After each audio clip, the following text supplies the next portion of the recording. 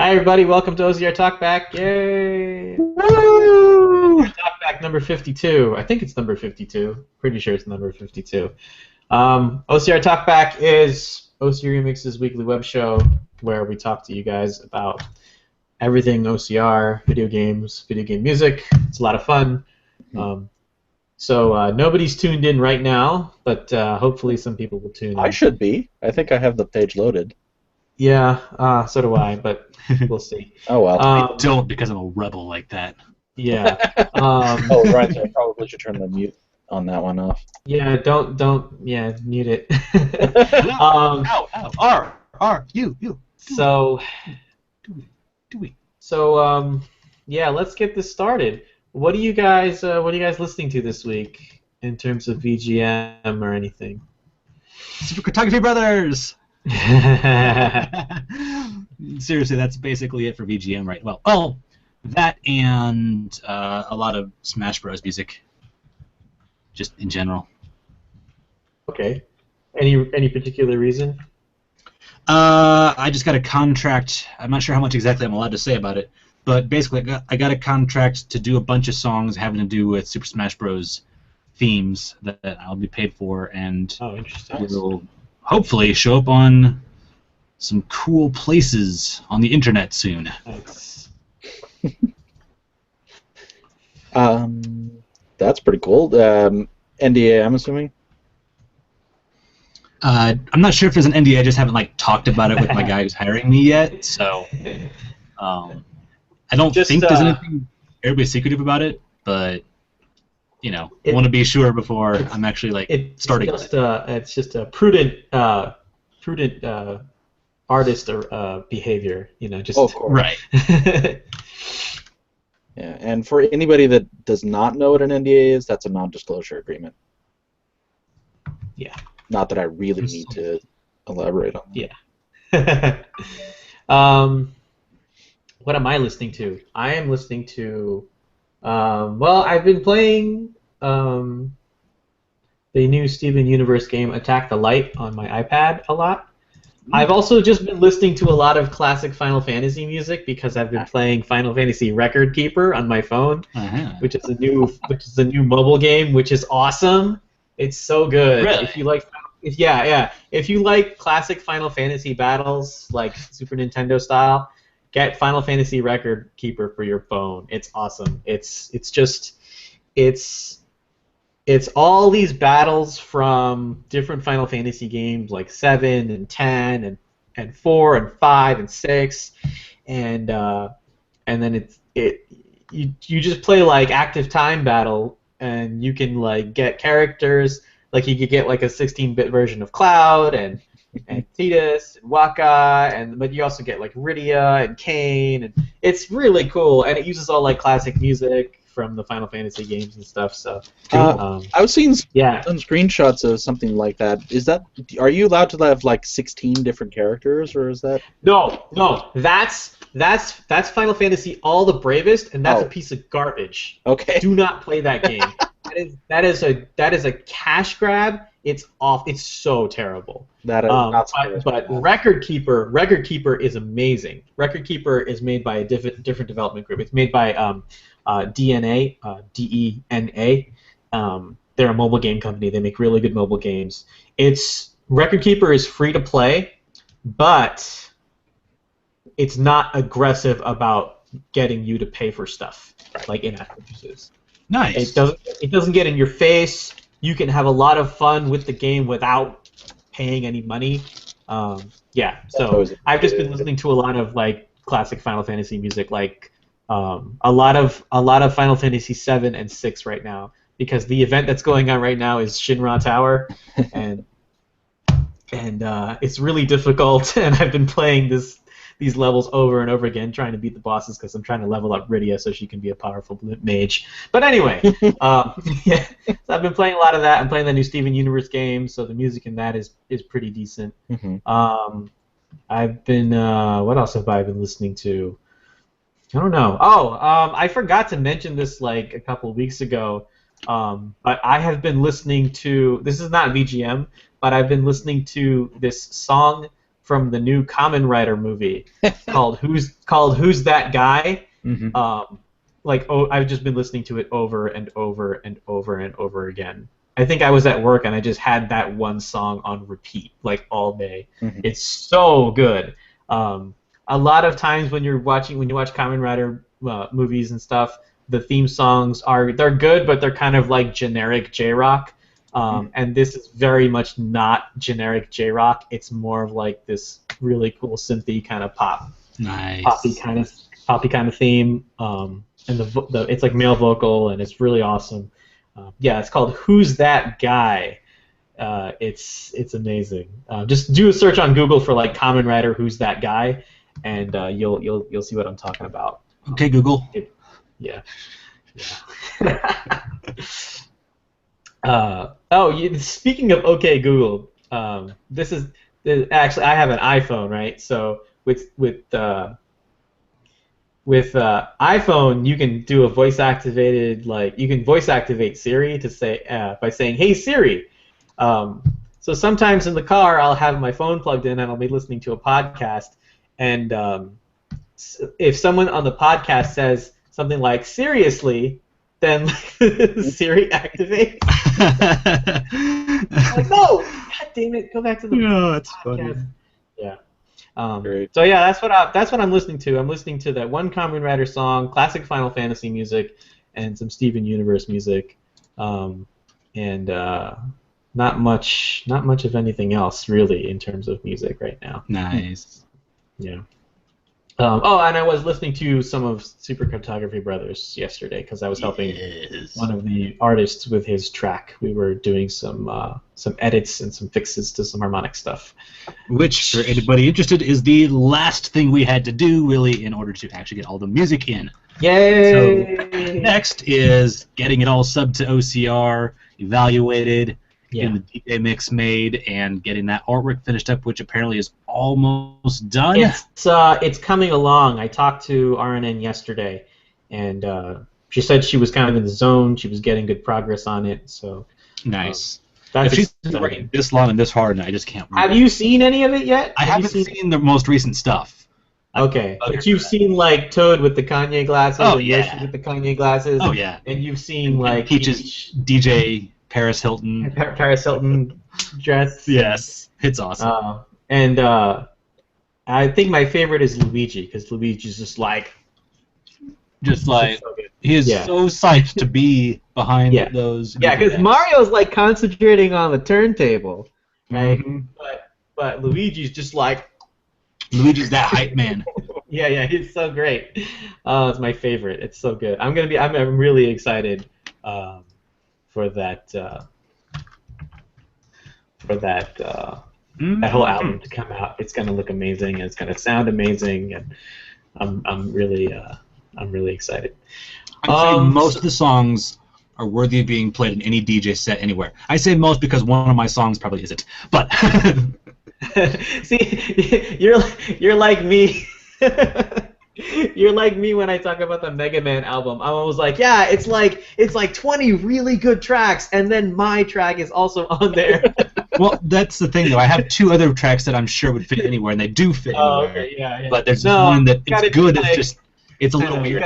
Got to be kind of self-deprecating, you know. A little bit. We're going to introduce the Desert Cats to everybody. Yeah, the Desert Cats. Which is the new supergroup from OCR. Supergroup. It's two guys who live close to each other. Nobody needs to know that. Supergroup. Not a supergroup. A supergroup is like 20 people. It's like Helicopter Knife Party, but better. Whoa! Wow. Fighting words. Wow. I'm going to tell those guys. I'm going to tell Knife Party that you said that. And then it's going to be like cats versus knives. Yeah.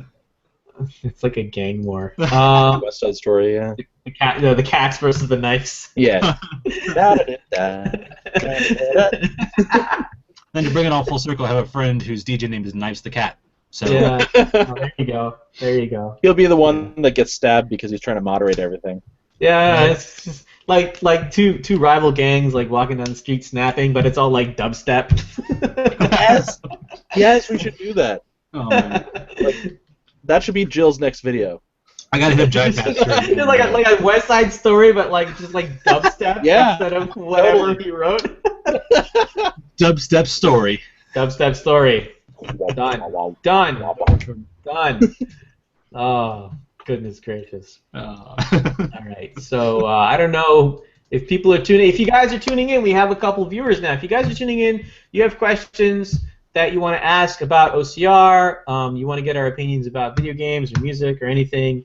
Tweet your questions with the hashtag OCR Talkback, and we will be happy to talk about what you want us to talk about. Within reason, obviously. So Phoenix Down actually asked a question. Oh, before you this get actually, there, though. This was like 9 days ago, but we didn't have a show last week, so I'm gonna go back to it. He says this came up recently on my Facebook wall. What VGM would be great to listen to while ballroom dancing? What do you guys think? Like a VGM, like an actual source tune, or would it be like just an OC remix? Remixes too. There's some really good like solo piano stuff. Mm-hmm. I feel would like be really good for slow dancing with my honey or something like that, you know, if I had one. But ballroom dancing. Yeah. Let's extend that to slow dancing too. Well, I mean, just like really, really fancy get up, and there's everybody has champagne glasses everywhere. That's kind of what I think of. Oh yeah, I guess so. I can't really dance except for shuffling, so what do I know? Slow dancing is easy. Okay. Slow dancing is very easy. You put your arm around her waist, she puts her arm on your shoulder, and then you just sway back and forth. Yeah. Very, very simple. Ken, what do you think? Any good slow dancing, ballroom dancing pieces? Remixes, original tracks, anything? Definitely. I mean, by the way, what I've been listening to has been the SimCity Skylines. Oh. Soundtrack. Oh, yeah. Okay. Is that a new game? It's fairly new, yeah. Skylines? Is that SimCity? It is kind of like a spiritual successor to SimCity. It does all the things that we wish this most recent one did. But it's not a SimCity game. No, it's not from the same. It's not Max's. No. It's not, but it's not even called SimCity, right? It's just called Skylines. Hold on a moment. I don't know. I don't play sim games, so. Yeah, it's okay. It's called Cities Skylines. Yeah. Okay. Yeah, I've heard of the game, but I don't play simulation games. It's really good. I've never been into simulation games. It's fair. Hey man, Tobias, what's up? Is that SimCity? It is kind of like a spiritual successor to SimCity. It does all the things that we wish this most recent one did. But it's not a SimCity game. Yeah, that's what I'm saying. It's not a SimCity game. It's not from the same. It's not Max's. No, it's not. It's not even called SimCity, right? It's just called Skylines. Wait, no. You know what? I'm talking to myself. I'm not talking to Tobias. You're talking to me. I just recognized that's my own voice. Tobias, what? Why do you have the audio? You gotta mute the stream. Okay. You gotta mute the stream. I've heard of the game, but I don't. Oh my God! I'm muting Tobias. That's hilarious. Oh boy. I was wondering, just like, that was such a moment of deja vu because I was like, yeah, because like I was gonna say, I'm just asking that question. I was talking to myself. Put in the back in talk back. Oh my God. And for a moment there, I was like, mine sounds a lot like me. I was like, wow. Shrek. What is going on? I don't remember this. Myas, are you there? Did you fix your stuff? We can't hear him. Almost. Okay, he says almost. He's using chat right now. Okay. Anyway, SimCity Skyline. Oh, no. No, it's Skylines. Cities Skylines. Okay, all right, that was stupid. I feel like an idiot. Okay. Anyway, it's a really good game. Yeah. Okay. Yeah. What do you guys? Are you playing any video? Like, what new games are you playing right now? Anything good? Was that to me or to anyone? Who's playing what? What are you playing? I am really liking. Well, obviously, Skylines. Cities, Skylines, whatever it is. Yeah. Also, there's a kind of early access game called crap. What is it called? Besiege. Besiege. Yeah, where you basically build siege engines to ram, buildings and set them on fire and kill, a bunch of people. Oh, okay. Sounds So, violent. but it's like Kerbal Space Program meets medieval warfare. Yeah, just building battering rams and stuff. Stuff like that. It's All right. really, really cool though. Nice. Mike. Hey guys, how you guys doing? What's up, man? Thanks for joining Absolutely. us. Cool. Tobias, are you there? Yeah. Okay, we can hear you. We can hear you, and we can't hear me from you. So that's progress, boy. All right. So we're talking about games that we're playing and music that we're listening to. There's also a question about dance music. Well, yeah, we'll come back to that, but I want to get these guys. Mike and Myas, what are you guys listening to this week? What are you guys playing? What video games? Anything? VGM, video games? What's going on? I'll let Tobias answer that entirely, then I'll answer about the video games. Yeah. Do you want to go first, Tobias? I'll go first. I've been listening to a lot of the Mystical Ninja 64 or the Gunberry Gomon 64 soundtrack since I've been working on the... It's still kind of in the beginning stages, although Tobias, that remix is awesome. I've been just listening to the soundtrack over and over again. It's one of my favorite soundtracks for the 64, so it's kind of hard for me not to listen to it anyway, but because I'm working on the album, there's a couple of tracks I'm looking at, and that's really been what I've been listening to most. I'm listening to some Mega Man X4 and some Mega Man X5 too. I love X4. So X4's soundtrack is just amazing. Did you pick up X4 on that crazy PSN sale? Is that why you're listening to it, or you just? No, actually, it's stuck with me. I downloaded the soundtrack. Oh man, this must have been like 4 years ago. Okay. I found it online. I couldn't find anywhere to buy it, and then I found it online with a zip, and I just always listen to it. And it's an amazing soundtrack. I love X4. It has such a specific sound to it with the synth play, like the whole synth to it, and it's got really good tracks. Like it's amazing. Slash Beast, The Train, and so good. Storm Owl stage. Cyber Peacock is amazing. Yeah, Cyber Peacock stage. Cyber Peacock is just awesome. Definitely. It's one of those tracks when you hear it, when I first played the game and that song starts playing, I'm like, oh, I'm gonna die. It's so good. Oh man. Yeah. Tobias, what are you listening to? What are you playing? Anything? I'm listening to Super Castlevania 4. It's Treasure Room. Oh yes. Oh yeah. So I'm actually remixing that for Vampire Variations 3. Okay, cool. Nice. I see you have very good taste in headphones there, Sir Tobias. What headphones are those? Biodynamic DT880. Oh, okay. Nice. They're the ones that Zircon uses, and I think we both bought them on his recommendation. No. I guess I should get them, huh? How much are those? A lot, right? I got them for like 51% off. I got a discount on them. I got them like 6 or 7 years ago. Oh, okay. But I think I paid like $200 for them. Yeah.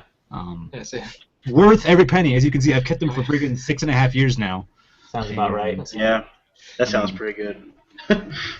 I still do a lot of mixing on these, even when I have these Neumann monitors sitting on my desk. Sometimes you just need them in your ears, Sometimes you just need the music in your ears. Well, I mean, and I live in an apartment. I can't play music for too long, otherwise I'm worried about getting. Yeah, I have an entire house to myself. I just blast it. So. That's the best. That's the best. Having a whole house to yourself. Oh. Yeah.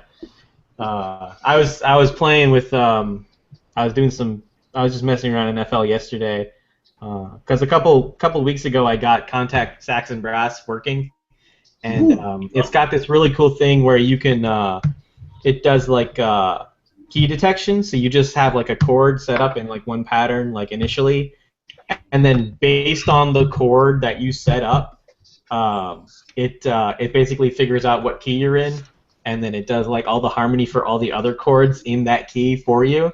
And it's not just triads; it's all 7 chords and 9 chords, and it figures it all out for you just by playing that one chord. So I've been jamming on that, and then I have an Audio Control 1, which Nabil gave me because he got a new audio interface. So it's like an external USB sound card. It's like an audio interface, and it's got a knob on it on the top that just like spins. So I mapped the knob to Fruity Scratcher in FL Studio. Ooh. So I was doing Hey. like scratching stuff. I was like messing around with some Fun. scratching stuff That sounds with the extremely knob. Yeah, it was really cool. I was like messing around with some of the things. I'm not good at it yet, and it's obviously just like a little knob that you just turn and like scratch a little bit. But I was getting some cool sounds out of it. I might render up some samples or something. Nice. Playing around with it some more. Yeah. But yeah, sorry, I kind of went off on a tangent. What were we talking about? Headphones and other stuff. Yeah. Video Blasting games. music. What we're playing. Huzzah! Yeah. Hey, Jeremy, what's up, man? How's it going? I'm good. It's Jeffrey Tosa. Yeah, I was looking for like people like half an hour ago and nobody was around, and now we have 7 people or 6 people on now. This is great. So, Tobias, are you playing anything right now, or are you just listening to Castlevania music? Just listening to random music for now. Oh, okay. Jeremy, what are you listening to this week? Any cool VGM? Are you playing any cool video games, or what's going on? Playing Ori and the Blind Forest. Nice. Is it Ori or Ori? I've been calling it Ori, but I don't think it's ever established since there's no spoken dialogue or anything. Okay.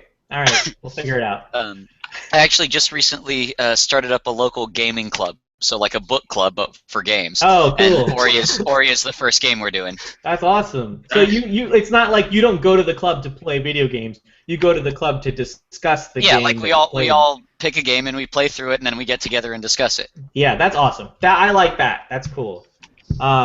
I used to be in a video game club in college, and I liked all of the people that were there, but I didn't like the club after a while because it basically devolved into them just playing Mugen all the time. You guys know what Mugen is? Yeah. Mugen is like it's like the custom 2D fighter engine that you can just like make stuff. So, but like people always make like ridiculous things like God Ryu and like it's like, always and overkill. Demon Can and like it's like, but they wouldn't like they would like it got to the point where they only ever played that. And then I was just like, you know what, guys? I mean, I like hanging out with you guys, but I just don't want to play Mugen anymore. You know, because it was like they had like this build of Mugen that they made where it was literally every single character that they could possibly find on the internet, and they stuck it in the game. So it's like, what are you doing? It was like Tom super. Hanks. Yeah, exactly. Yeah, it was like Tom Hanks versus like Green Lantern Sakura from Street Fighter. I was like, what is going on here?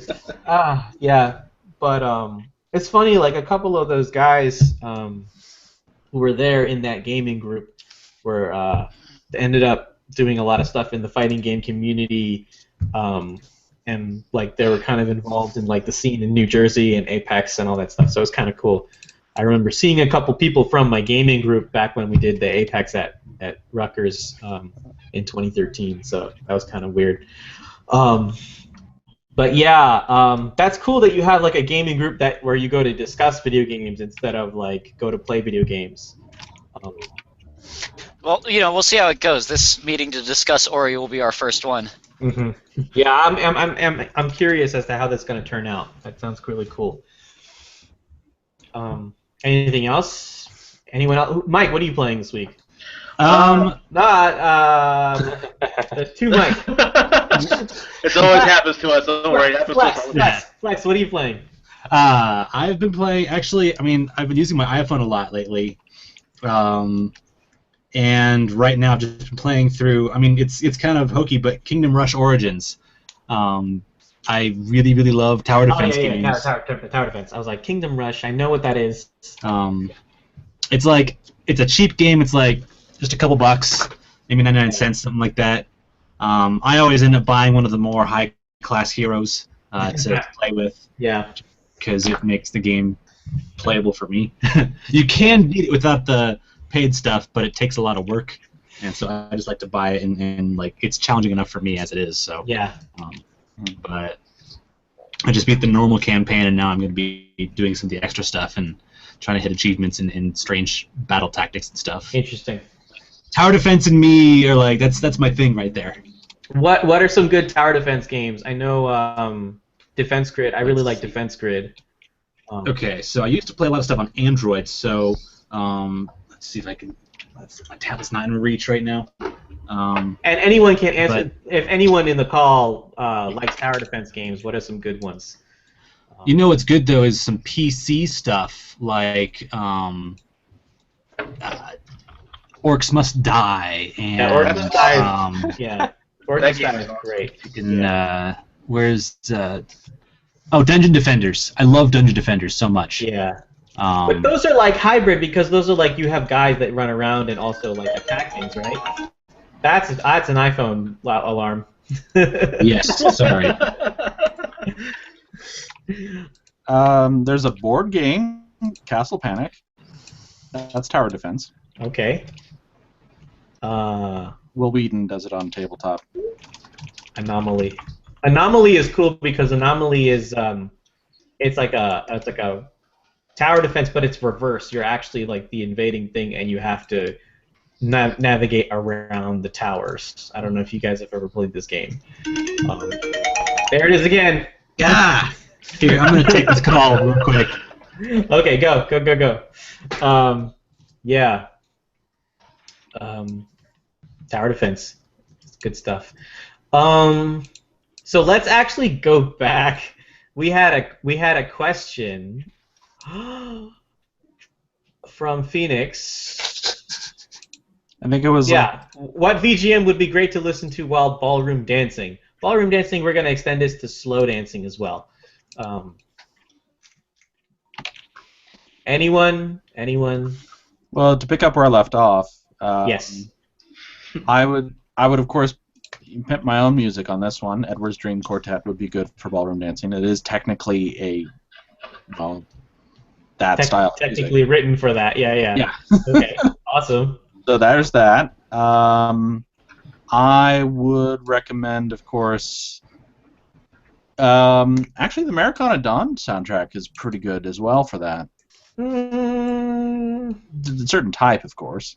Certain tracks, I think. Yeah, definitely. Yeah.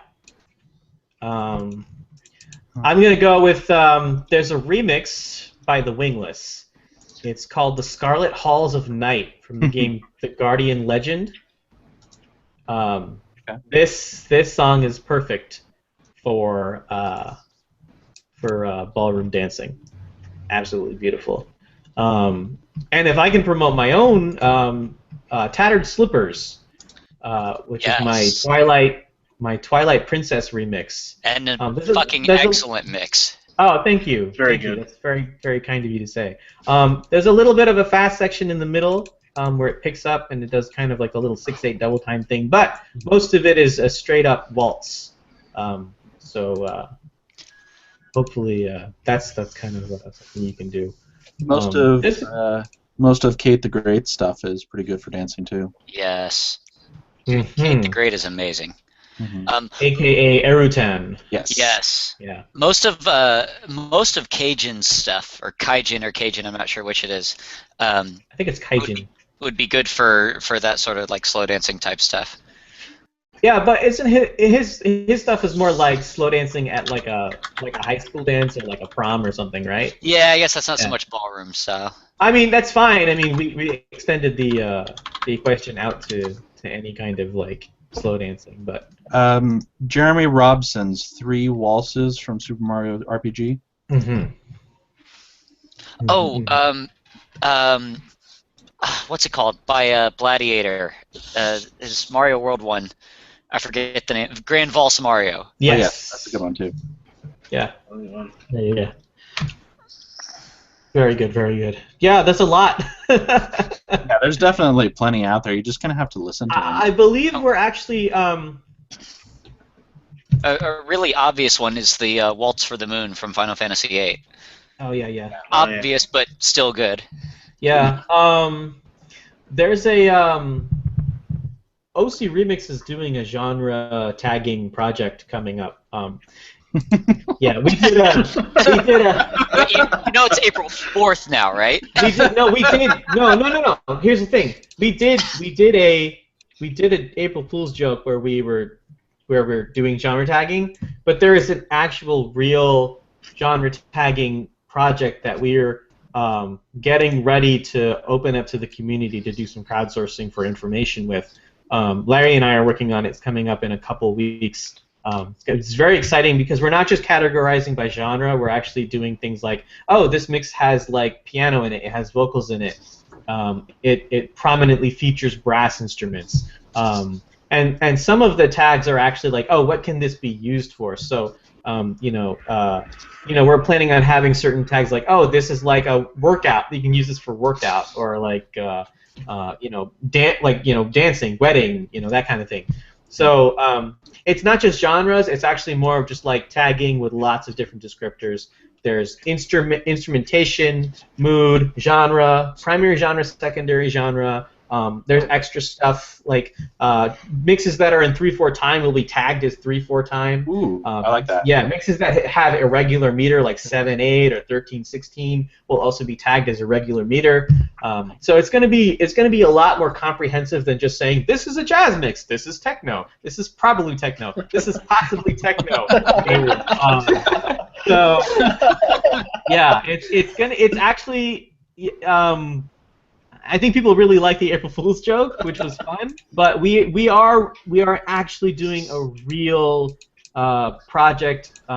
Dave and Larry and I have been going over this list of genres and tags for a while now. Every couple of weeks we come back to it and we sort of look over it and revise it. And, we've had a lot of debates and discussions specifically about the term epic and what we want it to mean and how we want it to be used. And so it's a whole big thing, and it's going to be opened up to the community in kind of in a small way at first, just to sort of test it out and see how we want to go about doing the entire catalog of OC remixes, because we have a lot of remixes on the site that need to be tagged. So if we're not talking about Greek literature, I don't want anything to do with the tag epic. Okay. Yeah.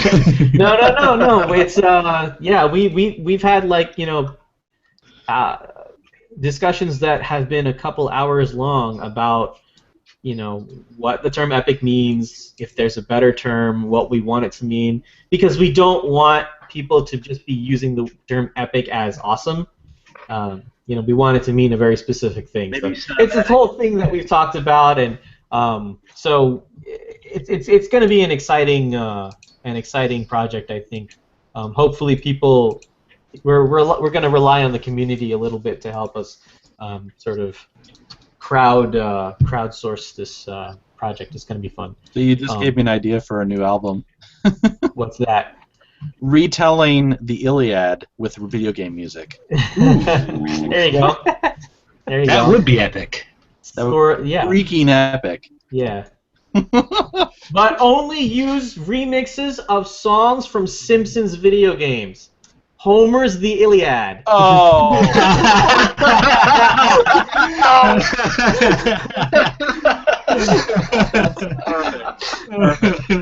What do you think? And doable. Yeah? And Should we do doable. it?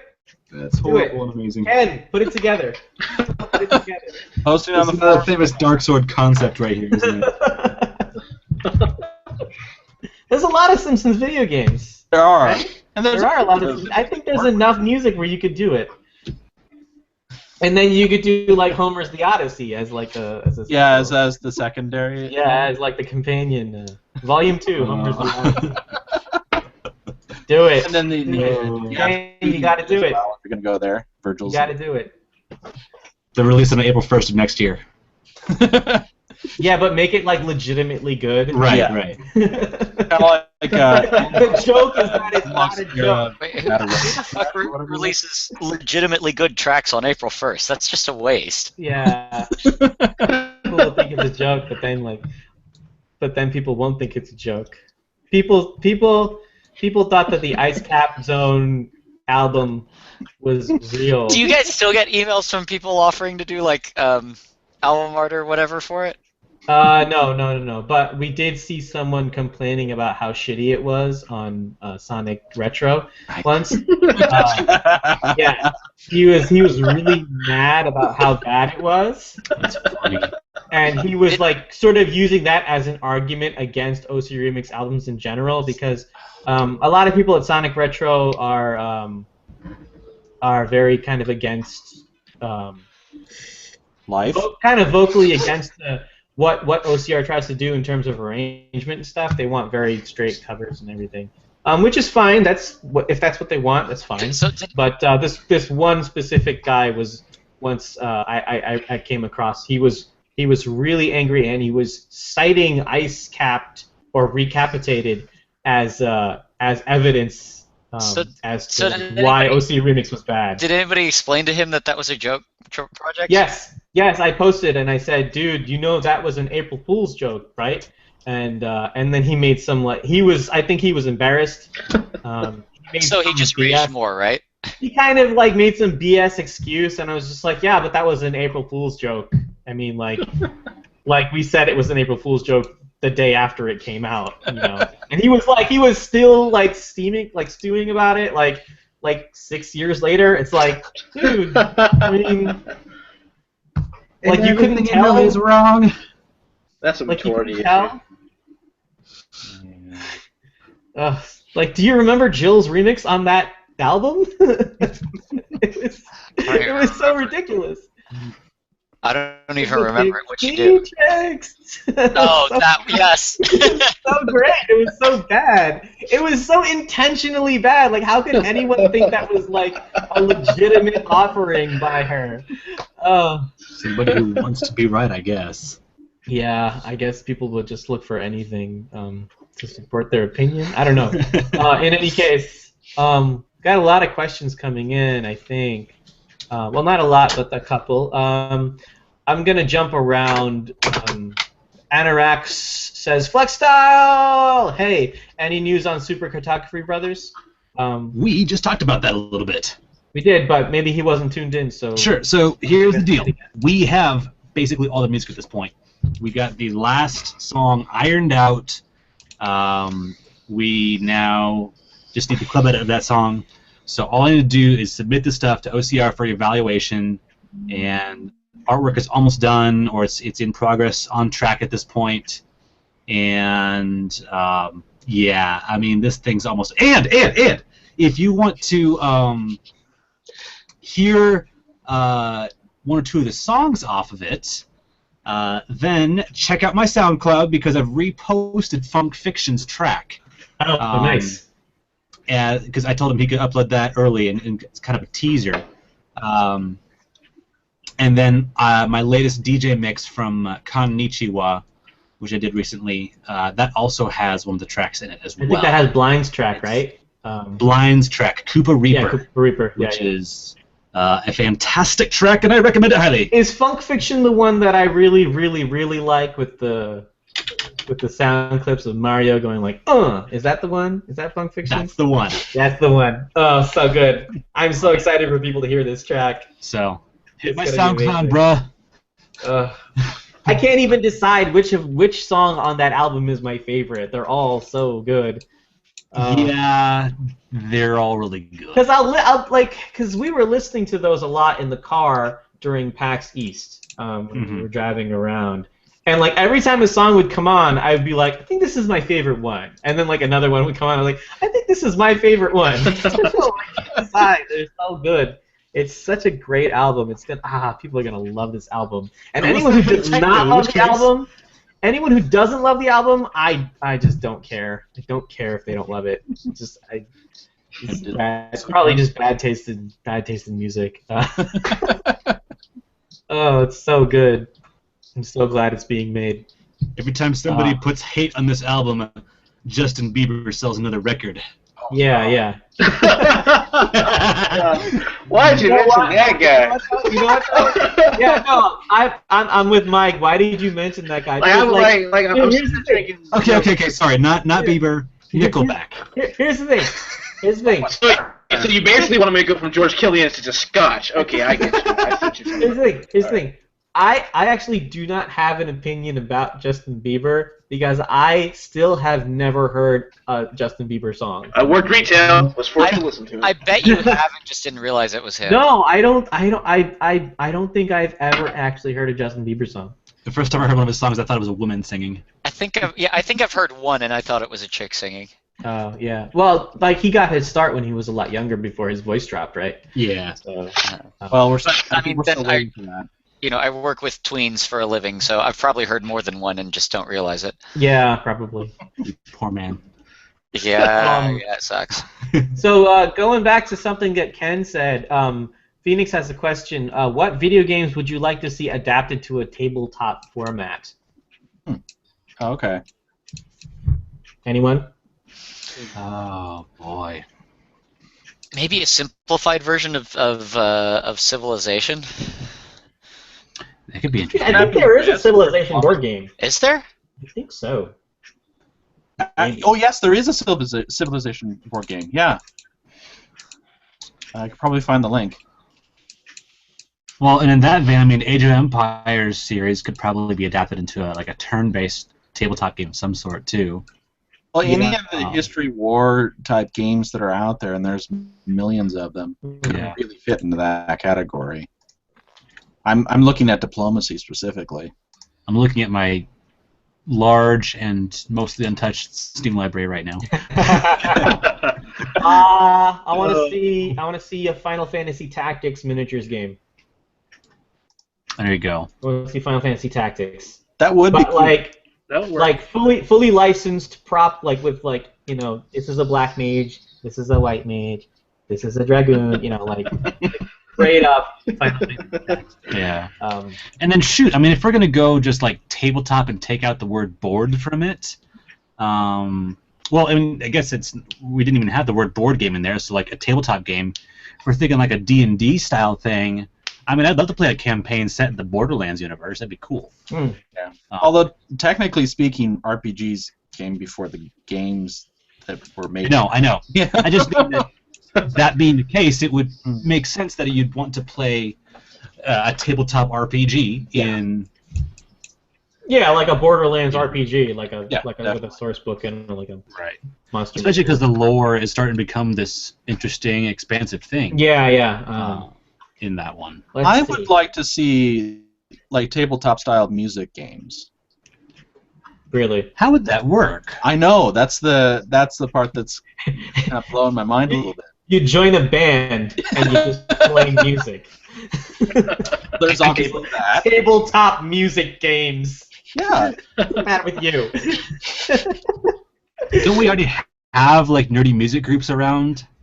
Called like Power Glove and the Megas and the One Ups. You just joined a band. The Super Game Boys. You just joined a band. No, I'm serious. I just named a bunch of like video game music bands. Yeah. Kirby's Dream Band. Well, I'm talking more like the casual music games, but whatever. Okay. Oh, like rhythm. Yeah, I know what you mean, like rhythm games. But I feel like you can't really do rhythm games without. I mean, the whole point of the rhythm game. I don't think you could do rhythm games as a tabletop game. You know what I'm saying? Because you have to have the music, and you have to have something that's going to see if your rhythm is on. That's the whole point of rhythm games, is the accuracy, right? All you need is a buzzer and a timer. I don't know. Just a I don't know. metronome. I don't think you could adapt Guitar Hero to a tabletop format. I'm not saying specifically Guitar Hero. That would just be a band. So Yeah. Okay. So what game then? Like Elite Beat Agents or maybe something like that, or Taiko Drum Master. Taiko Drum Master? Taiko Drum Master is just playing drums. Yeah. Taiko Drum Master is just playing the taiko drum. True. I'm gonna disagree. I don't think those games would work because a lot of rhythm games are already like very physical, Mhm. and with video games when you're just playing like, I think the point of the question is, take something which is very much just a video game, it's just happening on screen, and then adapt it to the physical realm. Where when you have like a rhythm game, it's already very physical, because you have like the drumsticks, or you have like the Donkey Kong bongos, or you have like the the plastic instruments. It's already very physical. Okay, so I'll change my answer then. Platform. Okay, platformers. Interesting. I think it could be interesting to see how like a MOBA of some sort would get adapted to a tabletop format, because I think you could do that. Yeah, I think it's actually possible, because you could have your different markers for the stuff you have to destroy. Right. You have your different heroes. You can move them around based on like rolling a dice or something like that. Yeah. That I could see that working, especially if it had like some cards in play. Oh yeah. Just like modifiers or your minions or whatever. I don't really play MOBAs, so I might be just like. The only thing with that is sort of like, I think a big part of MOBAs is MOBAs are very real time. Yeah. And they've got that stealth aspect too, where you don't see the other person's moves. Yeah, there's like a fog of war involved, and it would be interesting to see how they could adapt that. Because you could do something like Battleship. Yeah, maybe. But Battleship's turn-based, so. Yeah. Ah, man, that would be interesting to see. Yeah. Well, I mean, you could add electronic components to it so that like you can do it in real time. So if you put a pin down, it would register on the other person's side at the real time moment. I guess. And then I should probably point out, XCOM actually has a board game. Yeah. Oh, okay. So that does exist. Mm-hmm. I actually thought about picking it up pretty recently because it was on sale, but I was like, you know what? I haven't. There's a lot of video games that get adapted to board games. Actually, there's like a Bejeweled board game, and especially nowadays, it's really popular. I kickstarted the Mega Man board game. Did? Yeah. There's a Mega Man board game? Not yet. They're still making it. Is the Kickstarter still going, or is it? No. The Kickstarter was like last year. Oh. It was a long time ago. But they're still working on it. I have to check for the updates actually. But yeah. Mighty Number 9. Yeah, I guess. It's I don't know. I kind of just want new Mega Man, but that's a whole other discussion. I mean, I backed Mighty for like I think 200 or something, but it's not really a replacement for Mega Man, and I don't want it to be. A lot of people in the Mega Man fandom kind of just like jumped ship with Mighty Number 9 because they were just mad at Capcom, and it's just like it's not going to replace it, guys. It really isn't. No, it's not. No, it's not. People want it to, but it's not going to. I don't think it's going to reach the heights. Because they released Gunvolt, which is kind of like a spiritual successor to the Mega Man Zero games, and I played the first Gunvolt on my 3DS, and it's good, but it lacks. Are you talking about the Mighty Gunvolt? Mighty Gunvolt is like an 8-bit version. Yeah. Okay. Like Azure Striker Gunvolt, which is the actual Gunvolt game. Okay. It just lacks something. Like something is missing there, where it's just like I don't know. There's just so much history and so much like lore and stuff like sort of like that serves as the base of the Mega Man universe, and you play something outside of that, and like the game itself is good, but like the overall storyline, it just feels so generically anime, and I don't know. Yeah. I don't know. I think any other tabletop games, guys? Dungeon Mans. Dungeon Mans. How would you? I haven't played Dungeon Mans. Is that still early access, Dungeon Mans, or did it actually release? I'm gonna check. I have no idea. For those not in the know, Dungeon Mans is a roguelike that was has its soundtrack, and I suppose maybe the sound effects as well in it were done by OCR's own Zircon. Yes. Oh, it's actually out. I can actually pay attention to this game now. Okay. If the game is early access, it doesn't exist for me. I don't give a shit about it. I'm gonna put this on my wish list. Seems legit. Yeah. Oh, I've got another one. Yeah. Kerbal Space Program. I would love to see a board game version of that. Interesting. Ooh. Yeah, that would be cool. Like where you have to manage your fuel and your how much power. Could build a metal rocket, huh? Oh boy. Yeah, there's a lot of video games you could do as board games. I think RPGs are obviously like the easiest answer. Like tactics games. StarCraft. I think there you go. Maybe. I don't know. I mean, you could do it as a board game, but like the whole point of StarCraft is how fucking fast and frantic it is. Yeah. Yeah, but if you play it in real time, Oh, where you can actually move pieces. Ooh, yeah. That'd be interesting. That'd be interesting.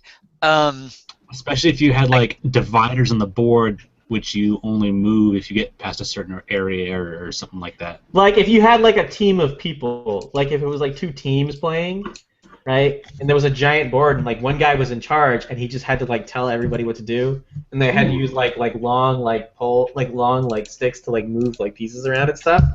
I feel like there's like an engineering club activity at some university somewhere. Yeah. I wonder how you could do it. It would be crazy. Well, I don't know what I think they the do. hang-up would be but it's $200 for it. It doesn't look as expensive as you guys were talking about. There's a StarCraft. Yeah, I put a link to it in chat. Let me see. It's probably some like dinky. Oh, Fantasy Flight. It's probably not that bad actually if it's Fantasy Flight. Fantasy Flight's pretty good. It looks a little underwhelming and very card heavy. Yeah, that's okay. No, if I want to recommend a game though, I'm going to recommend like for like expansive, like just you have to know everything, or at least you have to try to know everything. The Firefly game. Is that the RPG? No, I'm the Firefly board The Firefly board game, you mean? Yes. You mean this thing right here? That is the one. Yeah. I do recommend that if you want a game that you can last for 7 hours before you get anywhere. Oh yeah, I do know. But it's still fun. It's still fun.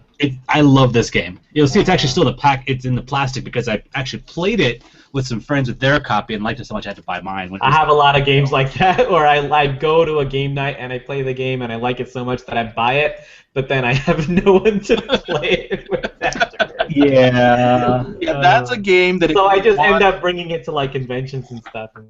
That's a game that if you want, you probably should try to find some people that are willing to play with you on it.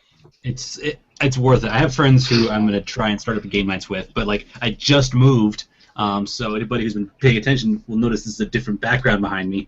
Absolutely. My game nights are few and far between. Yeah. I would recommend all the expansions for that one too. For the Firefly game? Yeah. They have expansions? Yes. Yeah. Major ones, and then some extra little bits on the side as well. Yeah.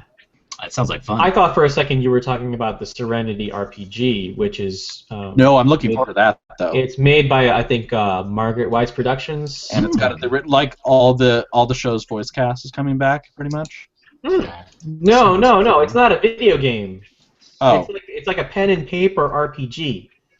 Okay. Yeah. Okay, well, they're also doing a Firefly MMO then. That's right. I did hear about that. Are they still doing that? That's old. That's been around. That's been going on for a while, right? I don't think it's done yet. I heard about that years ago. Anyway, yeah, but there is a Serenity table, like a pen and paper RPG, like Dungeons and Dragons. That actually sounds pretty cool too. Yeah. Let's see. David asks, "Where are all the trap remixes?" Hang on. What Do we have any trap remixes? Do we? Haroon's working on one. Okay. I know Andy's working on one. Trap Invaders, I think. That's right. I remember that one. Yeah. Lars is working on I like trap music on OCR. I I know FF Music DJ is working on one, but that's it. I have no idea. I We don't know can whether get a trap they'll be remix there. of this talkback right here. I love it. Put it as soundboard. Yes. Voting yes. I have an app literally just for a trap air horn. Okay. There's the fire you're talking about. Oh man. Yeah. So yeah. Any remixers out there? Want to make some trap remixes? Let's get some trap. We were almost going to submissions. have one on the Super Cartography Bros, but that artist had to drop before the deadline. Oh, okay. So Interesting. I think Avaris is working on a resub of a trap remix for Final Fantasy Crystal Clash. Maybe. Yeah. I'm not really that familiar with trap music in general. trap is like it's basically just hip hop music, but usually with a little bit more of an EDM influence in it. Okay. Yeah. That's the impression I got. Yeah. Very kind of bassy, low kind of. Yeah. Like, you know, Lots of 808 kick drums. yes. Very, very fast hats. 808 stabby snare things, that kind of thing. A lot of air horns, you know. But more of like a hip-hop kind of, not really like a 4 on the floor kind of sound, right? Right. It's more like a. I actually kinda like mixing trap and dubstep in my sets because it usually works Because pretty you well. get that kind of like halftime feel, right? Because dubstep will Yeah. always do that thing where it goes into like that kind of halftime feel. Yeah. Or, yeah. Dubstep's a halftime thing. It's fun if you can do like dubstep and drum step and trap and just kind of get it all together and Yeah. you know, fly around between tempos a little bit. Yeah. Very cool. Very cool. Yeah. So David, yeah, where are the trap remixes? That's what I want to know. Hopefully we can get some. You know, OCR doesn't really discriminate as far as genres go. So if we can get some trap remixes, we will evaluate them like we do all of our music and see if we can post some. I would love to see that.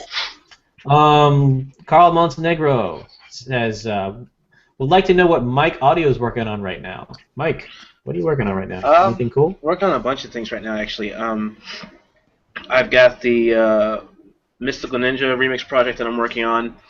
I have a remix that I'm doing for the Plants vs. Zombies remix album, Lawn Party.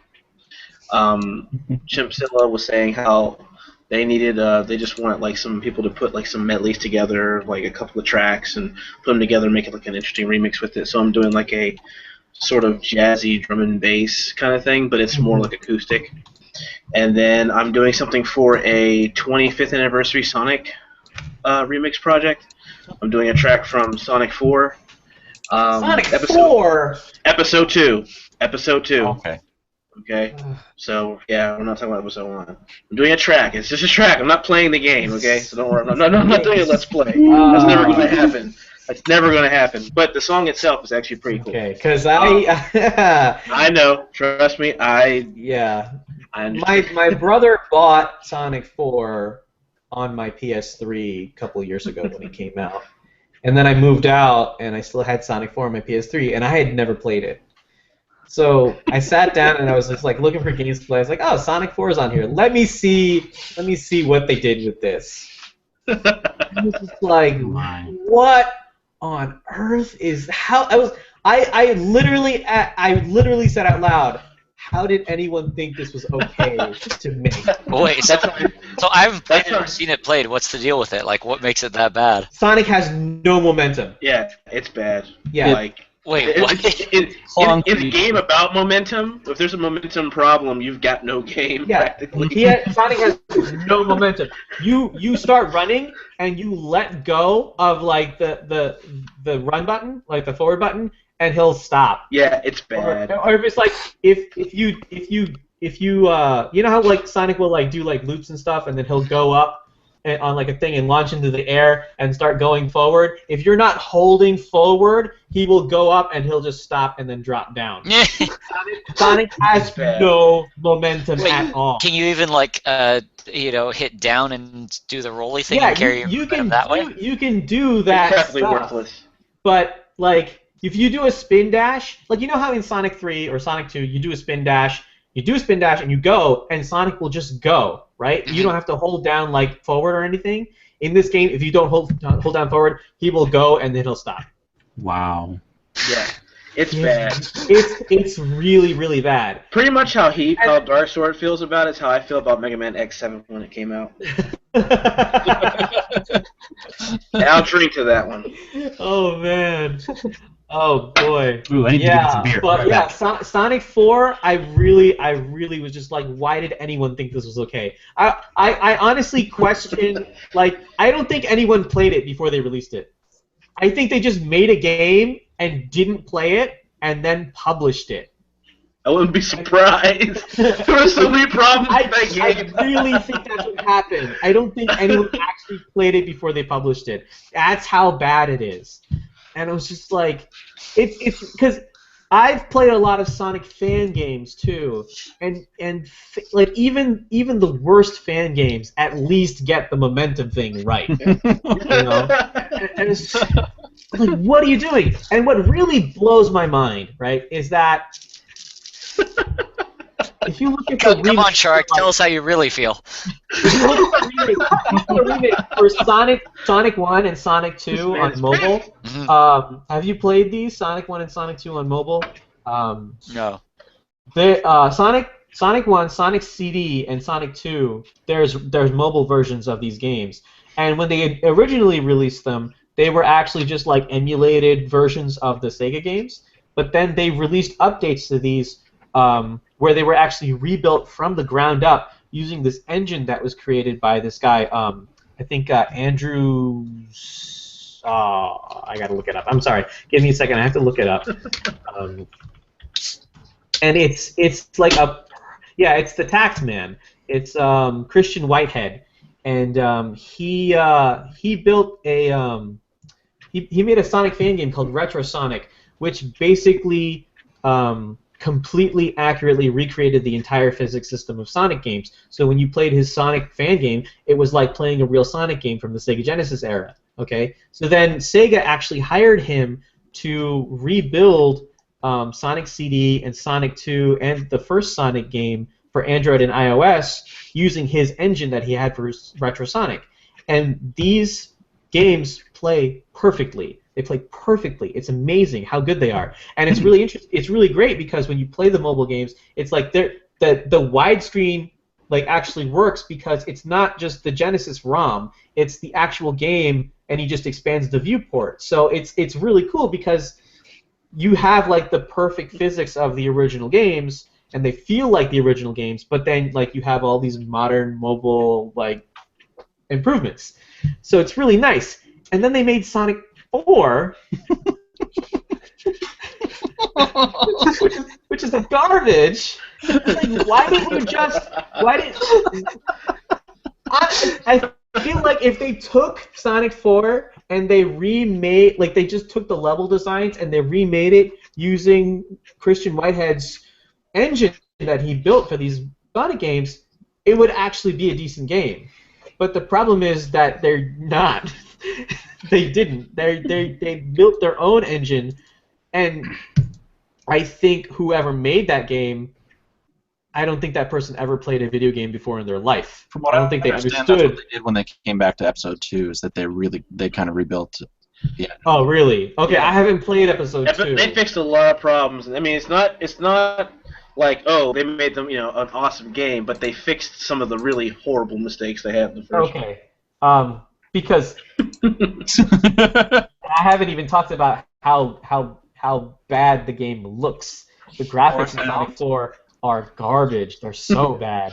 They're so terrible. It's a travesty, and it's so weird because it's like Sega was trying to capitalize on like the retro thing, but they didn't make a retro game. They just made like this shitty game that kind of looked like an old game, but it really did not look. Because when Capcom made Mega Man 9, right? That's a real retro game. Yes. You know, Mm-hmm. that looks and feels and plays exactly like an NES Mega Man game.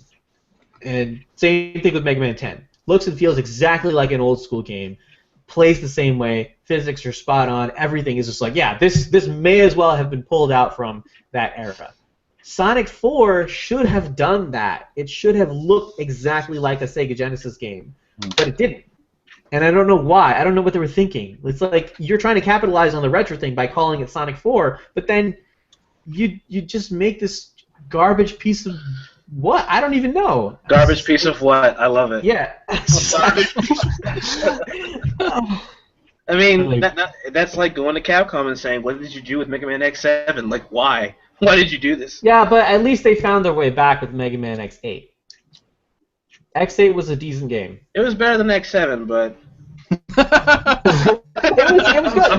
No. It was. Fight! X8 was a good game. I felt it was a good game. It was not. It wasn't buggy. I played the PC version, so I got to play it in like higher resolutions and stuff. But I really liked it. It wasn't buggy. It was well crafted. I thought it was I liked it. It was interesting. It was a good game. Interesting bosses, good music, 3 playable characters, very cool. I liked it a lot. But anyway, I mean, it wasn't on the level of something like X4 or like the first X game. Oh, you're right. I just pulled up a YouTube video of Sonic 4 just because I was thinking, okay, I've never seen it. I've never seen it played. Can't really be this bad. People on Twitter. This is all we're going to be talking about for the whole night now. It can't really be a garbage. It can't really be a garbage piece of what? He's probably exaggerating. No, you're actually not exaggerating. He's a garbage and a piece of what? Yeah. Dude, I'm looking at the fucked up momentum in this, and like it's painful. Yeah, it's like you physically feel like someone is like stopping you, right? Like it's just like because you just want like Sonic to keep going, and you're just like, why isn't he going? Why isn't he like moving forward? What's happening? That game was so incomplete. I feel like they had a game that was like under the desk that they didn't think they were going to release, and they're just like, oh, we need a Sonic game. Here, just reskin it and put Sonic characters on it. Let's go. Yeah, I don't know what happened with that. Mike, what are you drinking right now? I just drank George Killian's Irish Red. Okay. I've got my Four Peaks Peach Ale, local brewery, nice. Arizona. Nice. Never had that before. No, but to go back on the question, though, other things I'm working on, there are 2 original albums I'm also working on.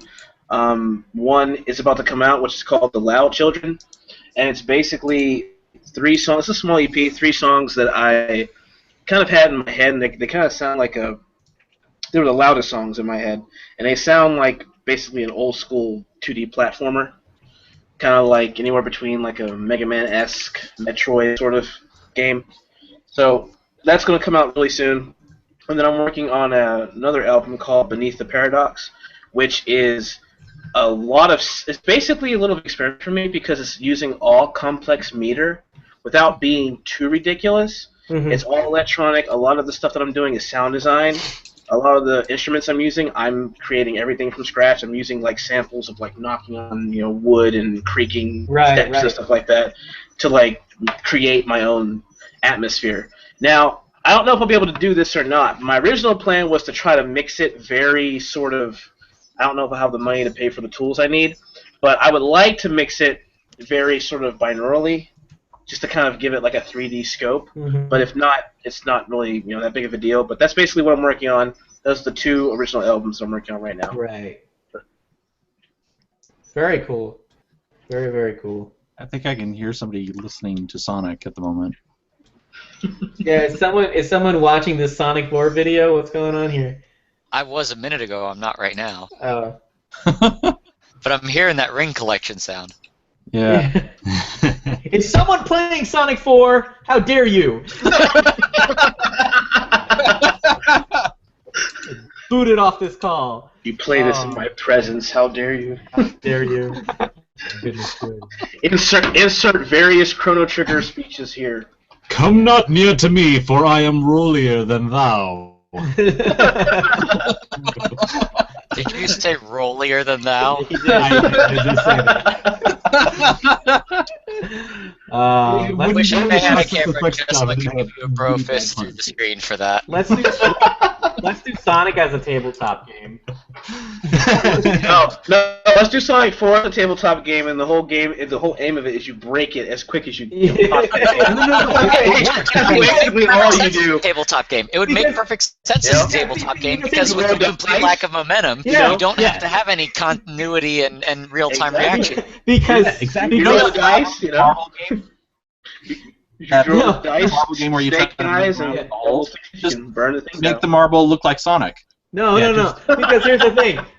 Because Sonic 4 might as well be a turn-based game. It's not like a mousetrap with Sonic characters. Yeah, It'd be no. Sonic I mean, 4 board game. that's how you would do like a Sonic board, like a physical Sonic game. It would be like a marble, like Ken said, who looked like Sonic, and you would have to like roll it down like stuff. And here's your turn-based. You know, if you get snake eyes, you get to throw it in the wood chipper. If you get double sixes, you get to light it on fire and walk away. Like, there's your turn-based. The Sonic 4 tabletop game is just a game about destroying copies of Sonic 4. And actually, it's a funny little fun fact. Actually, there's a remix I've been working on for years and years and years. I just haven't gotten around to finishing it. And it's actually a remix of It's a remix from Mega Man X5 from the main theme. Mm-hmm. And when I did it, I actually, on my mind was X7. I had just recently bought X7. I was so sorely disappointed, so I named the remix "Burning Copies of X7." So it's like this very maniacal kind of like evil-sounding metal song. Yeah. And spacey kind of thing. So that was kind of just kind of reminded me of that. Okay. That's funny. Not a lot of questions tonight. We got some viewers, but not really seeing folks asking questions.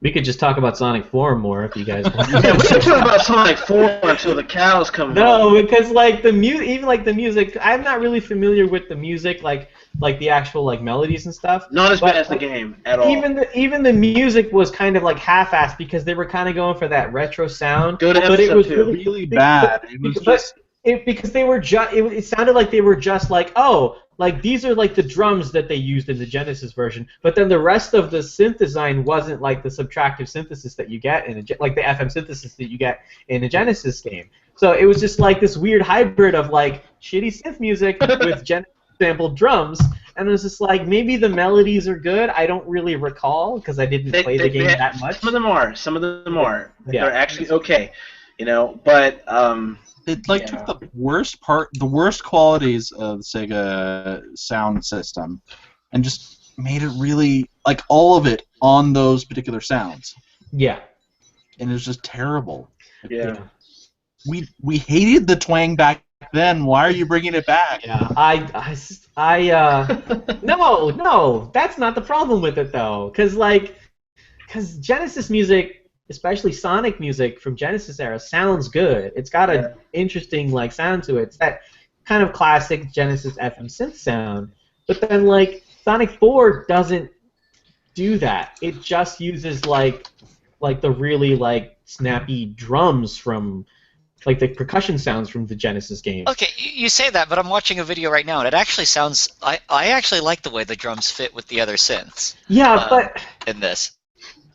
But they like it's just like they only did it halfway. That's what bothers me. You know what I'm saying? Like why didn't you actually put in the effort to make it like sound like a Genesis soundtrack with like the FM synthesis and the drums and everything. It's like they only did it halfway, and that's what it just feels like. And it feels like the game was just slapped together, I don't know. It's just... No, I mean I'm with you on the visuals, and I'm with you on from what it looks like the physics. Mm-hmm. But the music doesn't bother me. Like I mean, yes, the drums are retro, right, but they're punchy and they fit with the synths. And no, the synths aren't exactly the same as Genesis synths, but the general idea, the general feel is still there. Like the music is fine with me. I guess.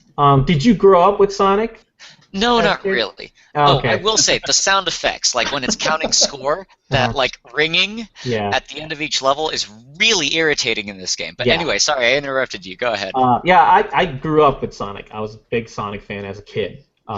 Genesis Sonic games will always be like top tier games for me. Oh, I would have hated you. We were a Nintendo house. Yeah. I was a Sega cat. people who watch Talkback know that I am a Genesis kid. I grew up with Genesis, and I have always been part of the PC Master Race. You're the Protoss. Get out of here, you nerd. Times. Okay. Seriously though, I grew up with like Windows 3.1 and Windows 95. Oh, I played a lot of that. I played a lot of those Apogee and Epic Mega Games too. Okay, I had a then clone. flex. Except for my username came to being, right? The era of shareware. Okay. Except for I couldn't play any of the good games. It was all educational stuff, with the exception of Yes! Oh my gosh, I had a Tandy, and the only game I could really play was Math Heads. Did any of I you had play? like super solvers, gizmos, and gadgets. Yes. I remember when I finally hacked my computer and somehow got Warcraft 2 to run on it. I was so happy. Like, it was a real game. You got And- Warcraft 2 Did- to run on a Tandy? Yeah, I don't know how I did it to this day. Did I any don't of know you guys how I ever did it. play Trolls for MS-DOS? Ooh. No, forget Oh my gosh. Okay, so I take it you played it? I had a friend that had a copy of it, and watching Dude, okay, like the game was but the music was amazing. It actually was kind of catchy. It had one of the best, that to this day, that is one of my favorite game soundtracks. Trolls on MS-DOS. Interesting. Some of the other games for me were A-Train and Trade Wars 2002. Nice. Remember the Roller Coaster Tycoon and Zoo Tycoon and stuff like that? Those were later. Those were Windows games. Those were Windows games, yeah. Yeah. But like the early versions were I want to say late 90s. Yeah, I used to play. Do you guys remember the whole shareware era Of course. Oh, yes. PC games? We didn't have Shareware- internet connections that could use Shareware is that not a era. thing. Shareware is not a thing anymore. But Demos.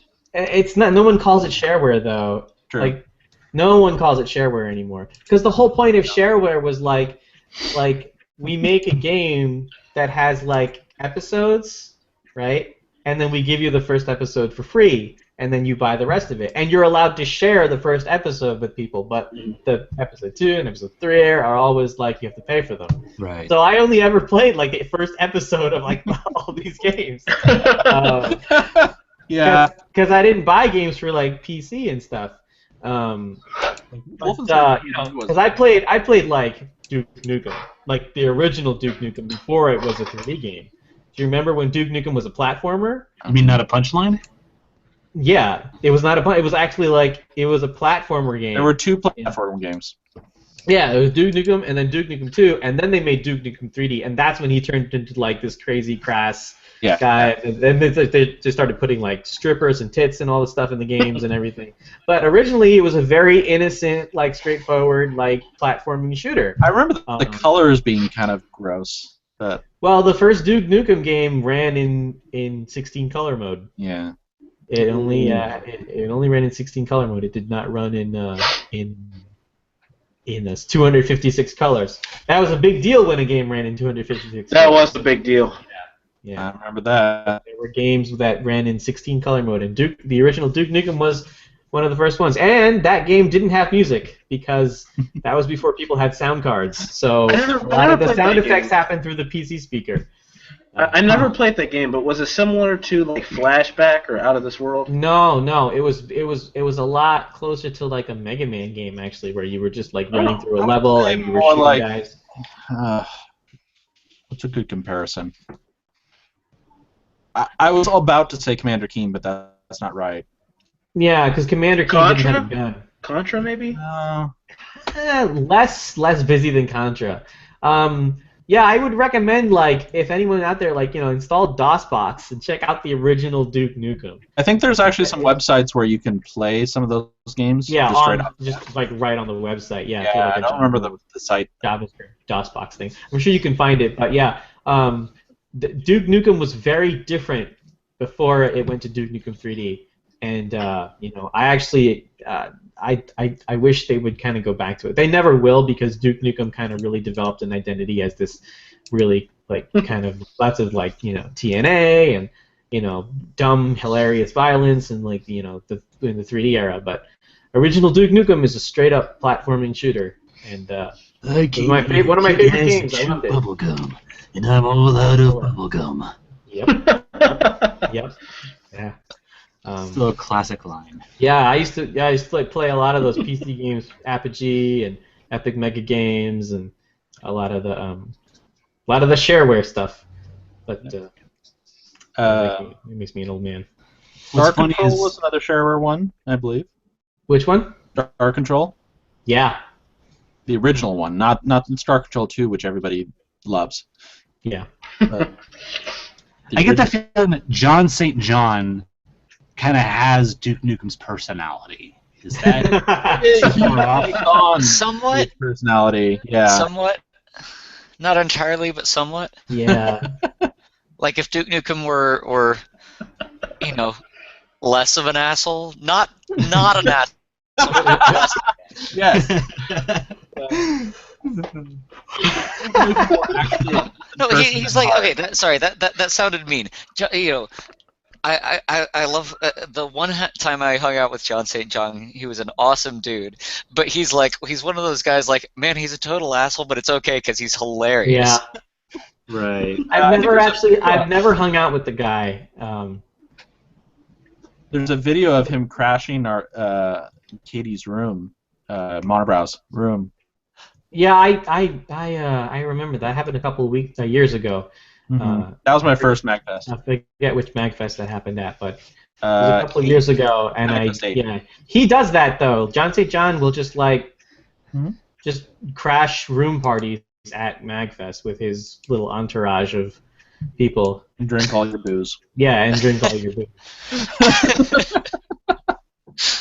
Yeah. Okay, but let's be honest. If you were at if you're at a room party at MagFest and Duke Nukem comes in the door and says, "Hey, give me some booze," it's not like you're going to say, "No, you don't get any." You know what I would say? Yeah, you know what I would say? You know what I would say though? I would be like, "We don't have booze because my room at MagFest never has booze."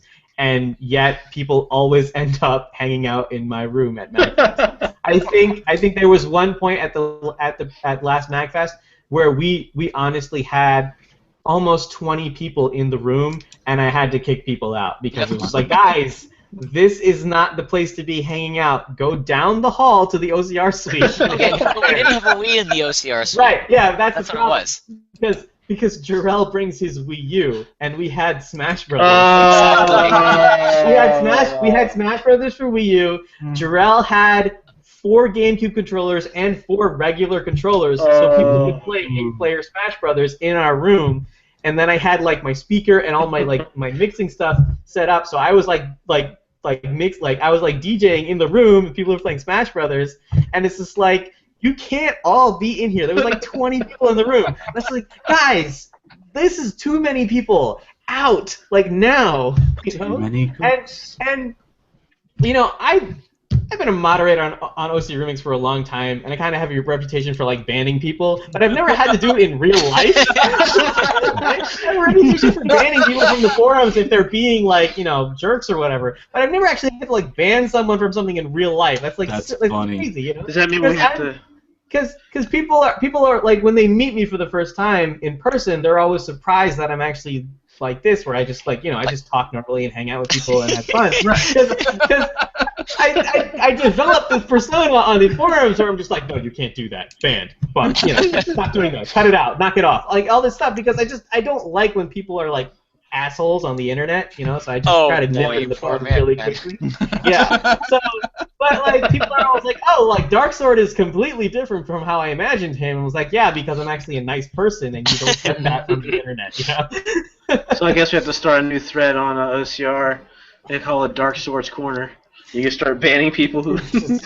No, you should just start a thread and title it "Anybody who posts in this thread gets banned." Yeah. And see how many people post in it. And there would be like 100 people in a couple of days that would try it just to do it. Yeah. People would just do it. People are just hilarious. They like to have fun with that kind of stuff. That would have been the sort of thing to do in Unmod or something. Yeah, that's a thing that would have happened years ago. But I honestly have not banned anyone from the forum in like 2 years or something, so that's not really it's not really a thing that happens anymore, So, I mean, What, occasionally people we get getting like banned from the forums, or you yeah, banning them from the people forums? don't really. Well, I mean, who was the last guy? I think it was that techno manga guy, Master Seti. But he was just like, it wasn't like a slow build. He was just like basically just this horrible person from the start. You know, like an internet diarrhea. He was just like he logged on. He was just like he was like one of those internet tough guys who thought that like calling people like pardon my language, but calling people faggots on the internet was funny. And it's just like it's not even funny, It's not like, oh, that's not funny in like I'm an offended way. It's just like that's not funny. There's nothing funny about that. There's no humor at all. It's just you trying to be a badass, but like you're just text on a screen to everyone else. Daily misery at both life and intimidation. Yeah. I just like internet tough guy stuff is just so like what are you trying to do? It's just I don't know. People try really hard to be badasses on the internet. It's just like why? Like what are you proving? The best story of an internet badass I've ever heard in my whole entire life was someone that I once knew. Her father was a freaking computer genius. I mean, the guy was he just could do anything with computers. And somebody tried to hack him, so he was like, oh, and he hacked him back. Right.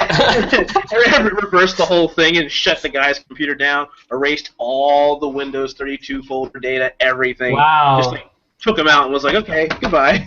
That's amazing. See, that's different because that's not like some guy being like, oh yeah, I can beat you up. It's like like you ever see people like say mess with the best, die like the rest. Yeah, like you ever see like people say stuff like that? And like, oh, I can kick your ass. It's like, okay, it's like yeah, it's like we're on the internet. That doesn't mean anything, It's like that's a threat that you deliver to a person when you're face to face with them. It's like I'm gonna kick your ass, and then you physically have that thing going on where you're just like you're gonna but like if I just write I'm gonna kick your ass on a forum, that doesn't mean anything to anyone, right? Am I wrong? No, you're not wrong. It's pretty bad when you see it. You kind of feel embarrassed for them. Yes. I don't know if anyone else gets that. Like you're like, oh man, dude, I just want to turn off this computer. You feel bad. Yeah. I don't know. It's like the slow motion train wreck in HD. Yeah, I don't know. It literally is. Especially whenever they don't have any proper grammar when they're doing this. There's no periods. There's no commas. Yeah. They're missing letters and keywords. As I recall, that was the case with the original, shitty judge figure thing. Yeah, Like something. You are a shitty judge figure. Yeah. Oh, Yeah, when that happens, it's so hard not to feel humiliated for them. Like, it's just like, oh god, why did you do that? Yeah. Anybody remember the Yukiki thread? I think so. no. You're getting into a lot of old school stuff. I don't know if a lot of It's before my time, man. some of these guys on the call are like OCR OCR babies, OCR youngbloods. Yeah. They weren't around for all There's that still crazy. the three of us. Yeah. There's me and Jeremy. Yeah. So, Some people don't remember how bad it really got on OCR. I mean, I know the history, theoretically. I just wasn't there. It's one thing to read about the Civil War, the American Civil War, and it's another thing to it's another thing to be at Gettysburg. Okay, so Gettysburg. I don't know. I feel like it was more like the uncharted wilds of the American West. It was a very different time back then. There was a lot of weird things going on OCR back then. Okay, Kenneth and Charek, were either of you there for the Exodus that created VG Mix? Because that was before my time. I wasn't really following the community. I just listened to the music. Okay. So yeah, I wasn't there. So yeah, I guess you could say that was before my time, but I wasn't really following OCR as a community. I was just downloading remixes every once in a while. Yeah, I was doing a couple of remixes here and there, probably around that time, but yeah, I wasn't there for the split. Yeah. Which, calling it the Exodus is so... Well, yeah, I mean, it's funny in retrospect. because all of them are back on OCR now. Yeah, they're like all back on OCR. Like, well, everybody, what's happened is everybody grew the hell up. Yeah. Like, hey, we're adults now. It's like, we're not high schoolers anymore. Yeah. So. But at the time it was an exodus, or from what I hear. Exodus. It was like a couple of people. You know. That's how I heard it described. It's always been described as the Exodus, but remember what the Exodus actually is. It's when the Jews left Egypt. This was a couple of remixers leaving OCR. This was not an Exodus. It was like escaping from West Germany to East Germany. Okay, it wasn't the Pharaoh setting the Jews free and crossing the Red Sea. Okay, but you know what I mean. No, I know exactly what you mean, and I call it the Exodus too. But we, 15 years into the life of OCR, let's look back and think about it for a second. It was not an Exodus. Hi, Larry. Hey, Larry. What's going on, man? It must have been an exodus, man. I mean, no. How about you, Larry? Were you there for when Shark says we shouldn't call it an exodus, but when Jake and call it an exodus. And whoever the hell else it was, yeah, well, a big thing and left left or whatever. It was a little before my time. I was in the community because I first heard of it very shortly before the Exodus, because it was Vert Prozacs and MP who pulled their stuff, and then it was I think Ailshawn and maybe I don't know, there were a couple other people that were I'm not going to submit anymore, and but I do remember I always say the story, and again it's not to diss VG Mix, but I always say the story. I heard of OCR Remix, I liked the stuff, and then when VG Mix came out, I had no, affiliation with OCR, I had no loyalty. I'm like, oh, let me check this out. And I downloaded a bunch of stuff off VG Mix, but because there was no quality control, which was a big premise for the site, we don't need people judging the music, that's BS, we don't want people holding me back. You know what I'm saying? So none of this selection system, telling us what's good and what's not. Well, the problem was there was absolutely no quality control, and there was I don't even know if there was a rating system in place. There might have been, but there wasn't anything really. And so I downloaded about maybe 50 VG Mix tracks. And the quality was just so bad. The only stuff that was good was maybe Blinds.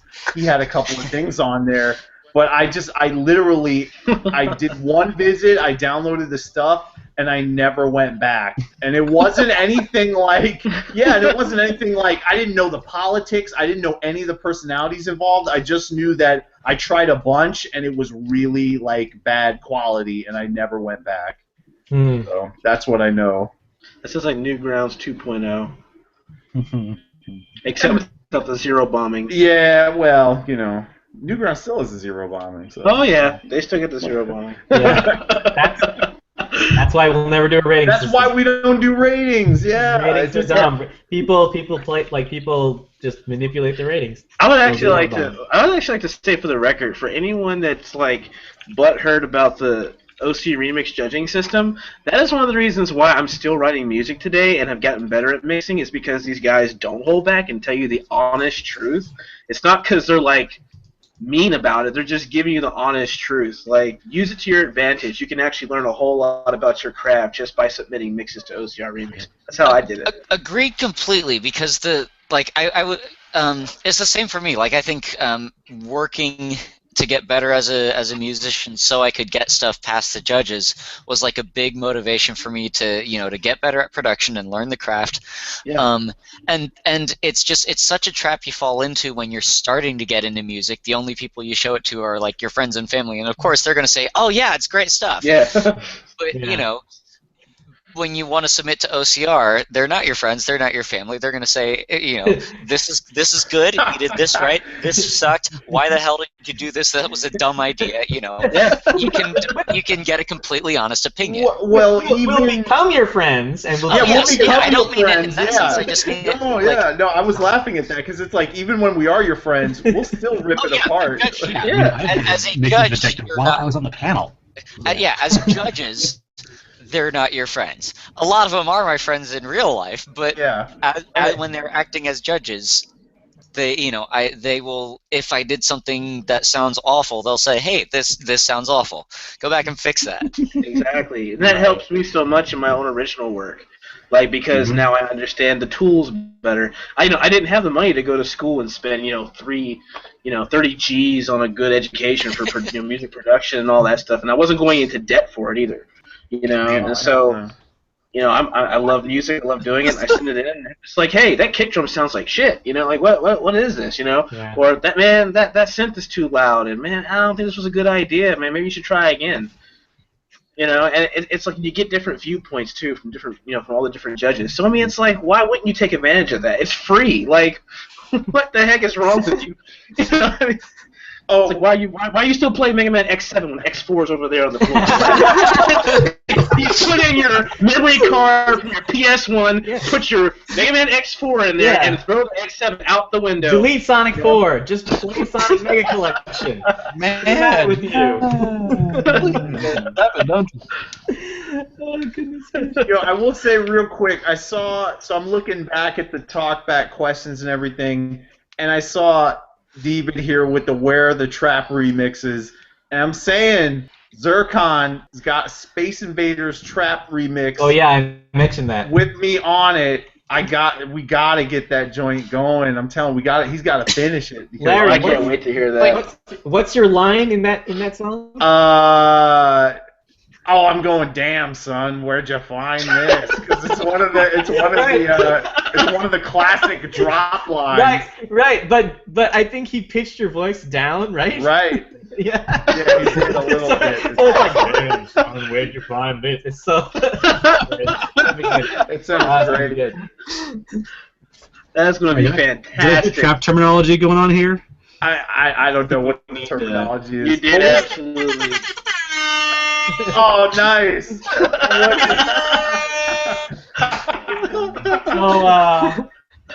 So moving on. We got a question.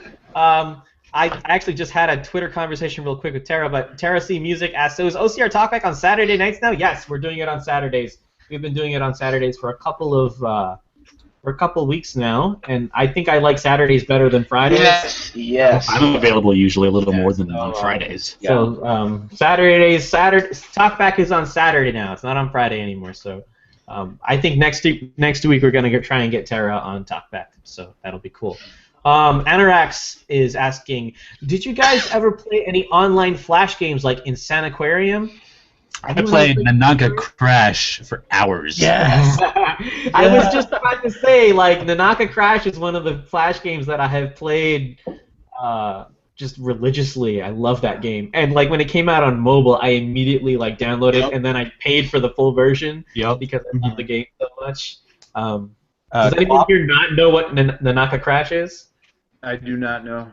I'll send you a link, Larry. It's amazing. Basically, the goal is to. Sorry, go ahead. The main gist of it is Nanaka is a girl, and she rides a bike into this guy who's just standing there, and she knocks him into the air.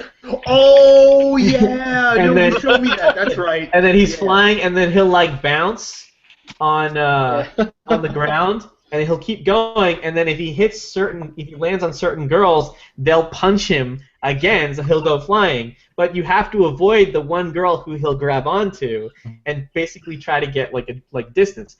All the characters in the game are based on a visual novel in Japan called Cross Channel, but they adapted it to Nanaka Crash. They made a Flash game, and then the Flash game got so popular that they licensed the Flash game, and then they made a mobile version of it. So Yeah, Nanaka Crash. I don't think I've ever actually heard of Insaniquarium. I don't know what that I'm is. familiar with that one. The Super Mario Brothers crossover is one that I absolutely love. I do remember that one. That was fun. Yeah. Where you get to play Super Mario Brothers 1 as all those different other characters. Yeah. Wasn't there a Kickstarter for that it got funded and then like canceled the game because he just couldn't do it? I don't think that's this one. Not that I'm aware of. Okay. There's of course QWOP. QWOP is good. Mm-hmm. I think who's really good at QWOP? Nutritious. Nutritious, yeah. There's an OCR staff member who's amazing at QWOP, and Nutritious is insane at QWOP. Yeah. Oh, I found a game that's like super addicting. It's called Mini Metro, where you basically design a metro system, like a subway system. Based on the needs of various things, and it's just like super minimalist. So it just looks like the maps that subway systems have. Right. You play off of that, and it's really fun. I feel like the games that were Flash games like 10 years ago are basically like what a lot of mobile games are now. Yeah, pretty much is. It's Jarrell! Hey, Jarrell. What's up? People up in this joint talking about Nanaka Crash. I had to jump in. Crash, man. So good. You should have jumped in. We were talking about Sonic 4. You know, that would have been great fun. We were talking about Sonic 4 before, man. It was we had a lengthy. No, that's why I waited until the Nanaka Crash conversation. I'm not gonna be part of that. Yes. I'll just briefly comment on Sonic 4 real quick, man. It felt, man. I think I saw it at a PAX one time. You know, it was like before it came out. You know, at the Sega booth or whatever. And I just remember looking at it like. Physics, man. Just the physics being off, you're just looking at it like, no. The physics were so bad. It was so awful. Yeah, I mean, you're like, I'm sorry, man. Like, you're just looking at it knowing everything feels wrong. And you know what's really funny about Sonic 4? Do you remember we had that OCR for Sonic 4 campaign, Larry? Do you remember? That's right. That was sweet. That was awesome. There was a remix competition at the very start of it. Was there? Yeah. I don't remember that. I think an OCR member won? I don't remember that. But we did do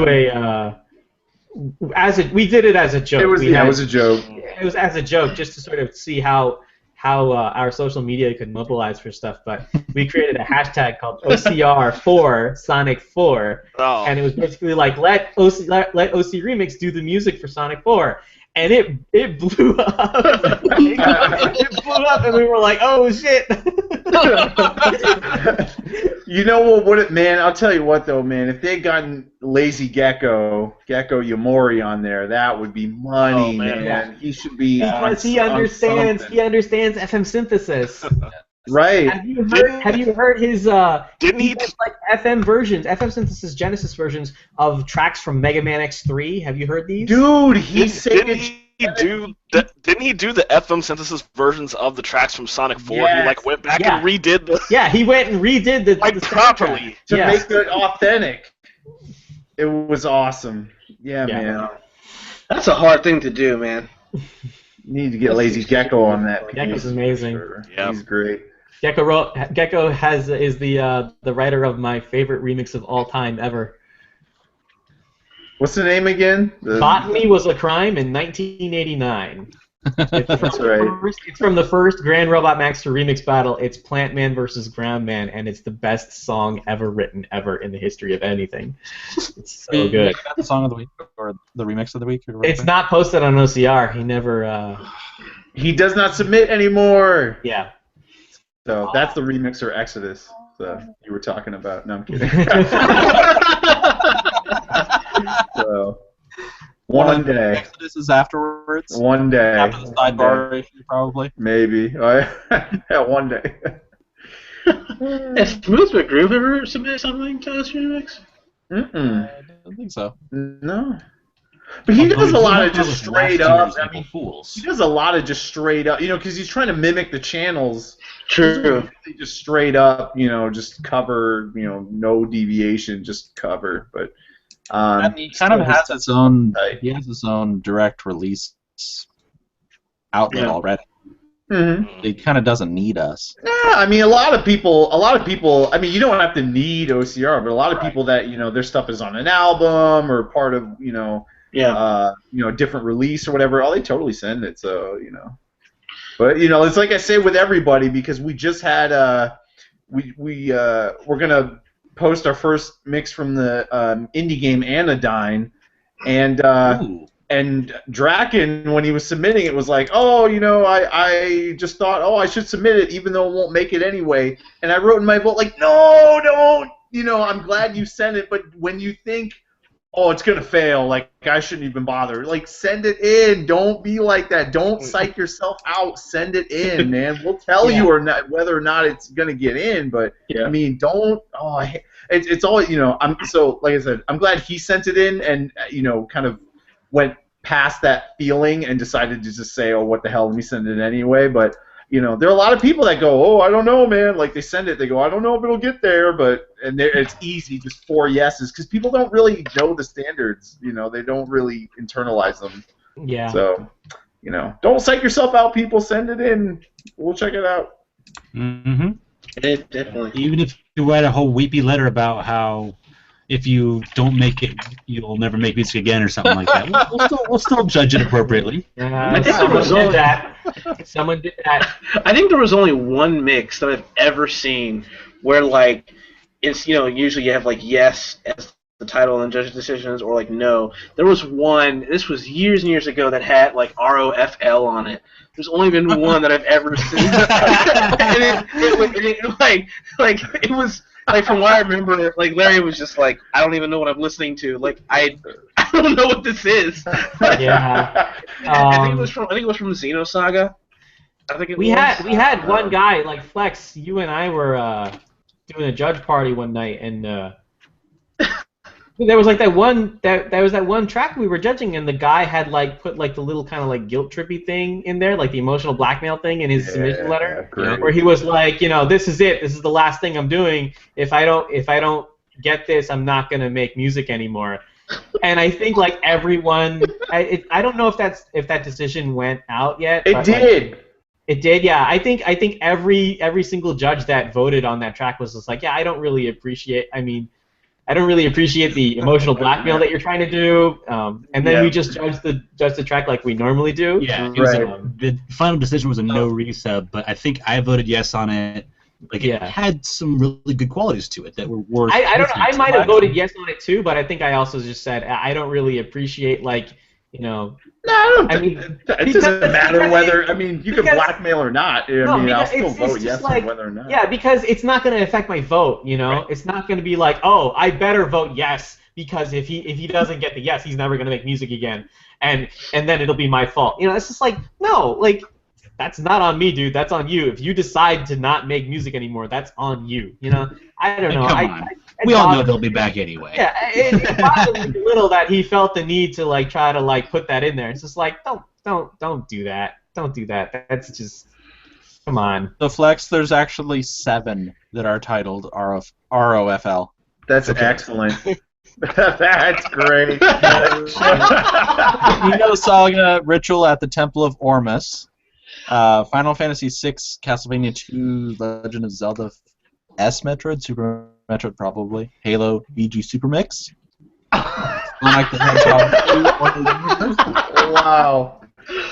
I think that one was just there was just a buttload of source tunes. So that's great. Final Fantasy VII, Chocobo Walks Miles Davis. That could have been good.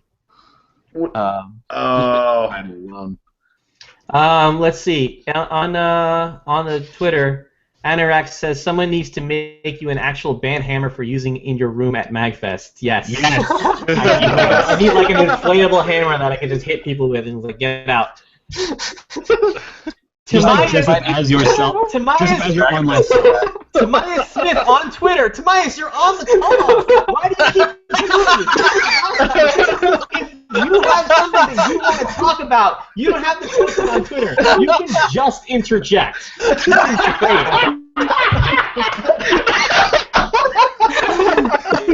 Don't worry, I've done that too. Oh my god. I'm gonna read it. Just for kicks. Anyone see the over 8,000 episode of DBZ Kai? No, really, 8,000. Tomias, have you seen it? You have to answer it now. I feel like I must have missed something. Good question. You have to answer it. Oh boy! All right. He's not answering. No, he's not answering. What's the question again? Just has anyone seen the over 8,000 episode of DBZ Kai? No, really, it's 8,000. Yeah, in the anime, I think they changed it to 8,000. In Kai. In Dragon Ball Z, there's that famous scene where Nappa says, "Vegeta, what's the power? What the scouter saying?" And Vegeta says, "Over 9,000," and he crushes. Over 9,000! Yeah, and he's just like, "What? 9,000?" I think in DBZ Kai they changed it to 8,000 because I think in the manga of Dragon Ball Z it's actually 8,000. Just So one they punch, changed it. over 9,000 scream. They changed it. They changed it back to the number that was in the manga. Wow. There it is. Yeah, but it was actually 8,000 in the manga. Soundboard. It's like I think in Kai they aligned it with the manga, the original power level that Toriyama intended. I never got into DBZ. Really? No. It's I don't know. I feel like you had to have gotten into it at a certain age. Otherwise, it won't stick with you. I used to get up Sunday mornings really early and watch it. When it first came over to America, I watched it like really early in the morning on Sunday mornings because they would show like 2 episodes back to back. And but yeah, it's a difficult series to get into because the pacing is so terrible. It's horrible. Yeah, it's so terrible. Yeah, there's a lot of yelling, a lot of like really stretched out. Because there's that famous like stretch of episodes in like the Frieza saga where it's like I'm gonna destroy the planet in 5 minutes, and it's literally like 20 episodes. 5 minutes takes like 20 episodes. It's crazy because it's a lot of just like them like standing and looking and staring and a lot. It's a lot of stare down. The show's coming up going. Yeah, a lot of power up and a lot of staring, and a lot of mental battle. And it's just like, come on, like the pacing is so bad in that show. And it's really funny because like if you read the DBZ manga, the pacing is not like that. There's not like 800 pages of that just them like looking at each other. It's like 800 frames. Yeah, it's just like turning the pages. It's just like, wow, he's still powering up. This is insane. It's like a flip book. It's like, but it's not like that in the manga. The pacing, Successfully, Akira Toriyama has created the first instance of granular synthesis using manga.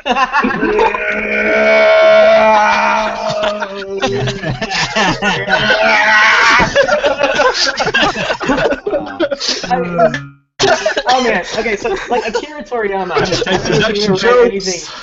I don't know if you've ever read anything else by Akira Toriyama, but Akira Toriyama is an amazing storyteller. Like the Dragon Ball stuff that he did before Dragon Ball Z, before it became like a big battle manga, the storytelling in Dragon Ball was amazing. And then he did stuff like Sandland and Jocko the Galactic Patrolman, which is his newest one, is really, really great. It's like a very innocent kind of like storytelling. He's got like this specific kind of humor. Toriyama's amazing, and I feel like it's kind of a shame that DBZ is what he's known most for, because DBZ is not really like indicative of the kind of stories that he usually tells. So I don't know. Yeah. If I were to introduce someone to Akira Toriyama, I wouldn't introduce them with Dragon Ball Z at all. Yeah, I would go back to Dragon Ball. I would do like Sandland. Sandland is really good, and it's short. It's like 1 volume. Dragon Ball was much better than Dragon Ball Z and Dragon Ball everything else, in my opinion. Dragon Ball was good. Yeah. And the humor was really good in Dragon Ball. Yeah. Like, it didn't take itself seriously, and the problem with Dragon Ball Z is that it did take itself too seriously. No, that's the problem with the American version of Dragon Ball Z. Yeah. Because if you watch Japanese versions of Dragon Ball Z, which is difficult to watch if you grew up watching the American version, because they're very different in feel. The Japanese version of Dragon Ball Z is very like lighthearted, and it doesn't take itself seriously at all. The music is completely different, and it does not have that like just absurdly serious tone that the American version has. You know, and I think that's what turns people off to Dragon Ball Z in America, because it takes itself so seriously. Well, I mean, hearing the poor voice acting would turn you off to any At one point, one of the Dragon Ball shows, I forget if it was Dragon Ball Z or Dragon Ball GT, was on right before some show I like to watch, and I forget what that show was. So I watched a few episodes, and like,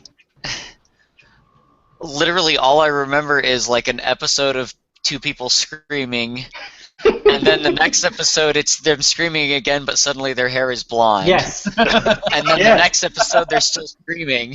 Yeah. And then like at that point I just went like, oh, fuck this. Like, why am I spending my time watching this? Yeah. That's like, the funny part is your entire explanation there, like, most of it was unnecessary. You could have just stopped at the part where you were like, I watched an episode of this and just... just in there. Pretty much. I mean, as soon perfectly explains it. As soon as you hear someone screaming, yes, I can win, it's like, no, okay, you know what? Yeah. I don't know. Yeah. Dragon Ball Z has a certain charm for me. I don't know. I just like it, and it's kind of like comfort food almost. You know, it's just like it's familiar. You know what you're in for. Just like dudes screaming and fighting and throwing like giant lasers at each other. I don't know. It was nice when you had to track it down at a Comic-Con and buy $12 for 4 episodes on a VHS. And you had no subtitle. Your subtitles were jumpy and yellow, that bright, ugly yellow color that blended in with everything else in the cartoon. Yeah. And you just had this goofy music and this like kind of absurd TV show you were watching where everyone's named after food. You know, and it was that was fun. Remember fan subs? Remember when fan subs were that? Remember when you couldn't just download like a show and watch it? Had to go to the cons and go to the really, really shady shops in the middle of New York to get your Rama 1/2 episodes. Yeah. Those are the days everything was crammed into like one floor in like some weird hotel somewhere. Yeah. Or it's everyone's like panicking to get the last copy of the tape. The bottom shelf in the back of the comic book store just had like 5 videos that you could buy. You know what I'm talking about, right? That was how you knew that everyone there was a hardcore fan of what they liked. Now it's just like a fad now. There's this website that'll actually let you know how much of an episode or how many episodes in a season are filler. Yeah. It's called the Filler Guide. Yeah. So back then we didn't have that. Filler episodes from Dragon Ball Z. 9,000 of those. That was the whole point. Over 9,000. That's the whole point of Kai. The whole point of DBZ Kai is to re-edit the entire series into something where the pacing is actually legitimate and fits with the manga pacing. But anyway, yeah. So I think it's like 11:19 already. I think it's time to close it out. So what, you want to talk about Sonic 4 more? No. I think we've beaten that horse to death. I will at least bring up before we close out. Did you see the Quap fan art? I did see the Quap fan art. It's some Steven Universe. It's spoilery. It's like super duper spoilery. Super duper spoilery. If you're not up to date on Steven Universe, don't go on the OCR Talkback on the hashtag and look at it because it's super. It is cool, but it's super spoilery. So, in any case, plugs and promotions and picks and stuff. Let's go down the line. Jarrell, what do you want to plug? Anything? Nothing this week. No? Okay. You have any picks? Anything you're enjoying this week that you want to recommend to people? It can be a book, it can be a game, it can be a song, it can be anything. A TV show. Hey, didn't you link me like earlier this week, and I haven't got it yet, but Brandon Sanderson put out a new novella? Yes. I'm going to mention that. Okay. That one. I forget the name of it. But, you don't know what it's called. You're promoting it, but you don't know what it's called. Because I haven't had a chance to buy it yet. But you know when I buy it, I will instantly read it and be up until 5 o'clock the next morning finishing it off. So it's a novella. You won't be up until 5 o'clock. You'll get an hour. Just everybody watching this, read Brandon Sanderson. Absolutely. Jeremy, anything you want to plug? Jeremy? Wait, he stepped away. He stepped away. Ken. No, what do you sorry, I'm here. No, Jeremy, go ahead. Took me a second to remember my mic was off. No, nothing here in particular. Okay. Any Nothing picks? like Anything you're enjoying this week? Like a book or a comic book or a TV show or a piece of music or anything you want to just tell people about? Yeah, Joshua Morse's mix is Camp Kefka mix on the FF6 album. Balance and Ruin. Okay. Yeah. Cool. On Balance and Ruin. I just have had that on loop this week. It's a great mix. Nice. Awesome. Ken, what do you got? Well, as far as promotion, there's obviously the Minecraft server that I have put the IP in the thingy, lower third.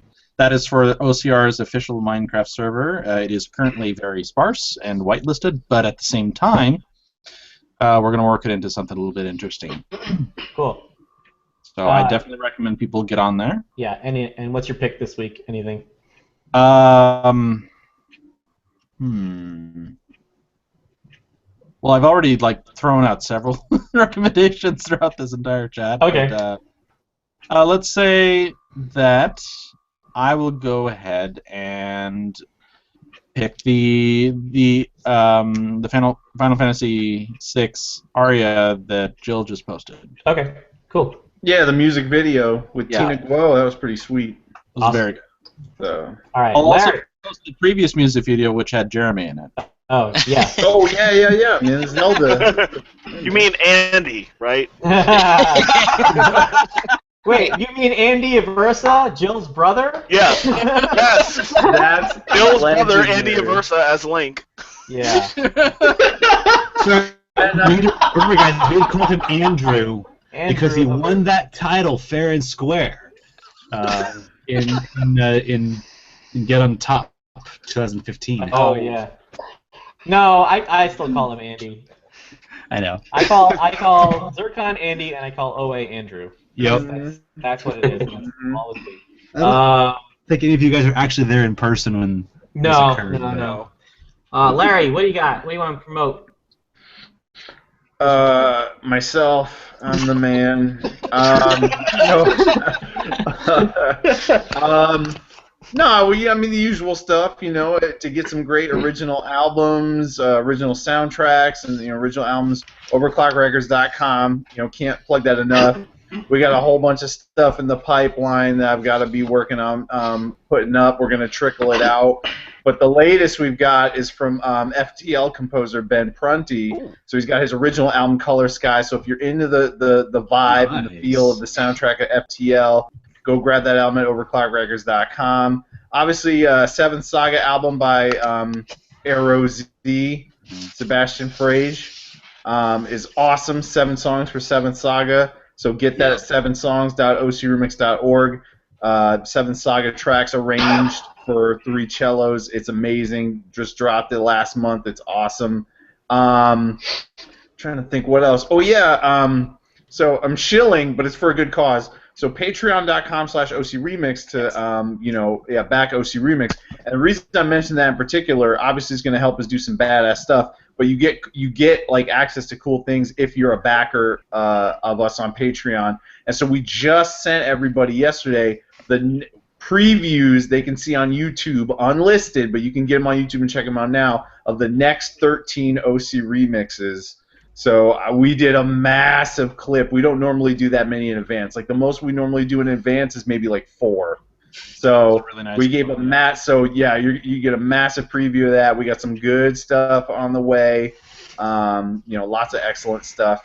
So back us on Patreon.com/OCRemix, and and we gave advance access to our latest torrent set for our Q1 2015 torrent. We gave that exclusive to Patreon backers, so we'll let everybody else have it later.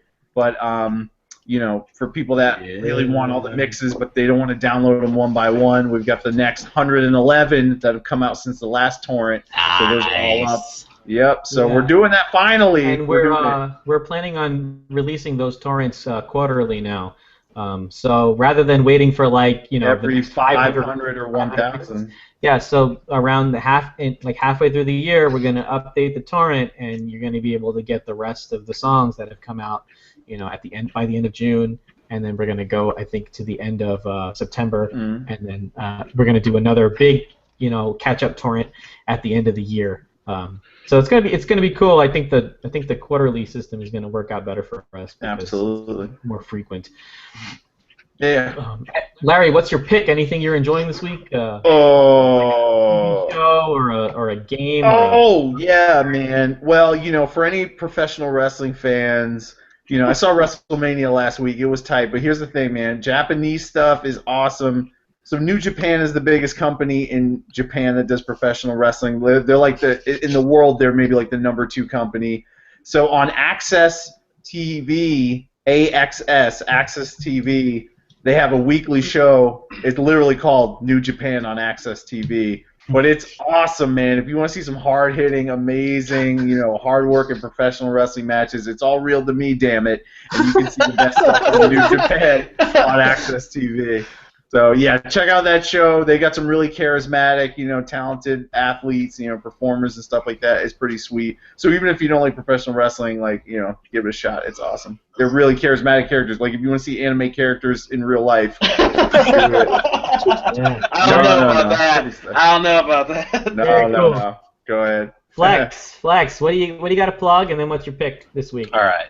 So I'm just going to go ahead and plug my original album that's out on Overclock Records and my Bandcamp, flexstyle.bandcamp.com. Perfect Getaway is the title. It's got a bunch of great stuff on it, some originals, some remixes of other artists that have graciously allowed me to use their stuff on my album.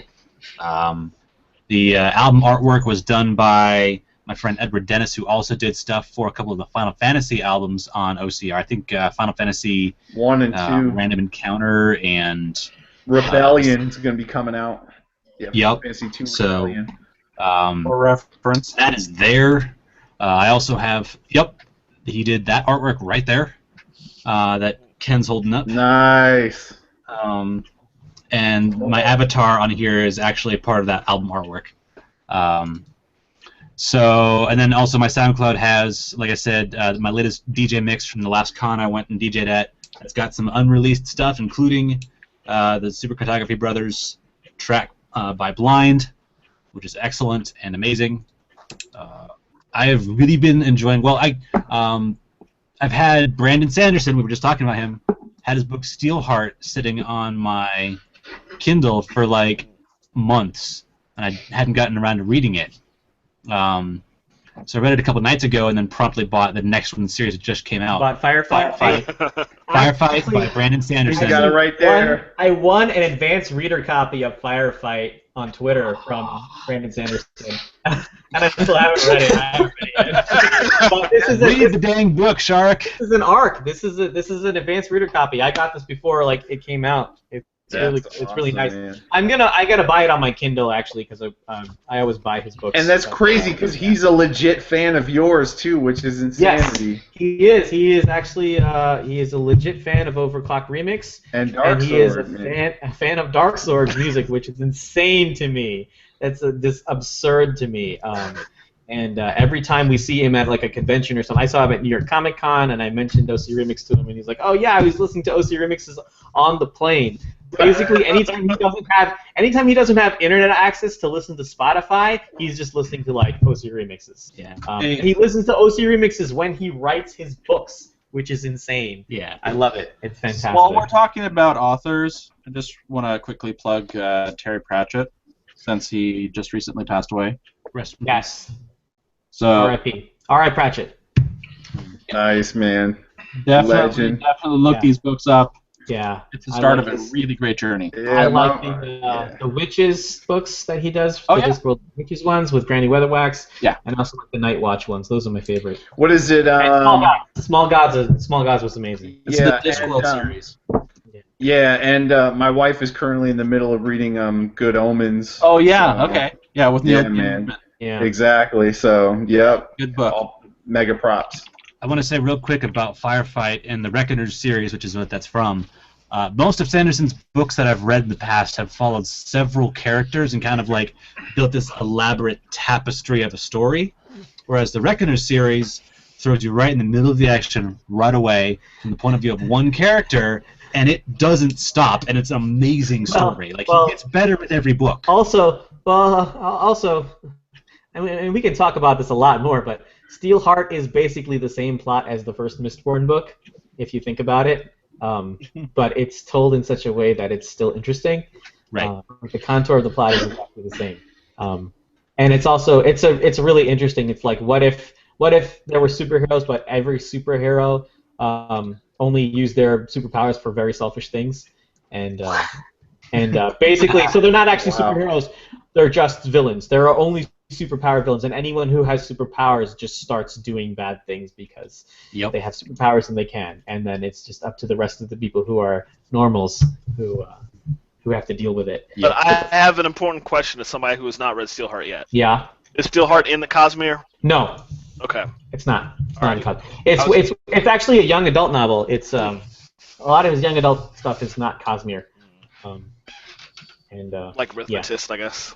Rhythmatist is also not. What is it? What does Cosmere do? Like, I mean, is that like halal or like what are we talking? Is that kosher? It's exactly like that. No, this is kind of getting into like way more than I want to. Okay, don't get into okay. A real quick explanation of the Cosmere.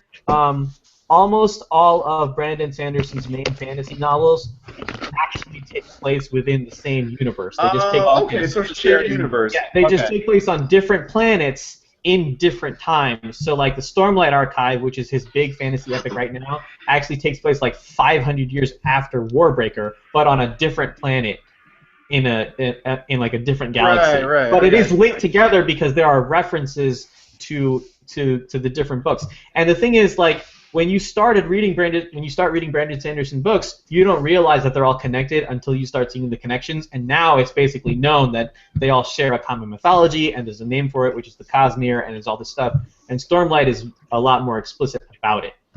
So yeah, it's all a shared universe, but it's not like the stuff that's published is never published as like, oh, this is the Cosmere, you know. It's not like Forgotten Realms or Dragonlance, which is what like Wizards of the Coast used to publish, where you knew that it was part of the same series. Yeah, or Discworld or something. It's just like you kind of just have to know, is this a Cosmere novel or not? And then you kind of figure it out. Yeah, that's what Cosmere means. Cool, man.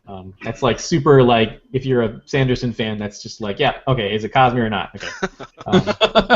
So, yeah, sorry, I got like super geeky there for a second, but anyway.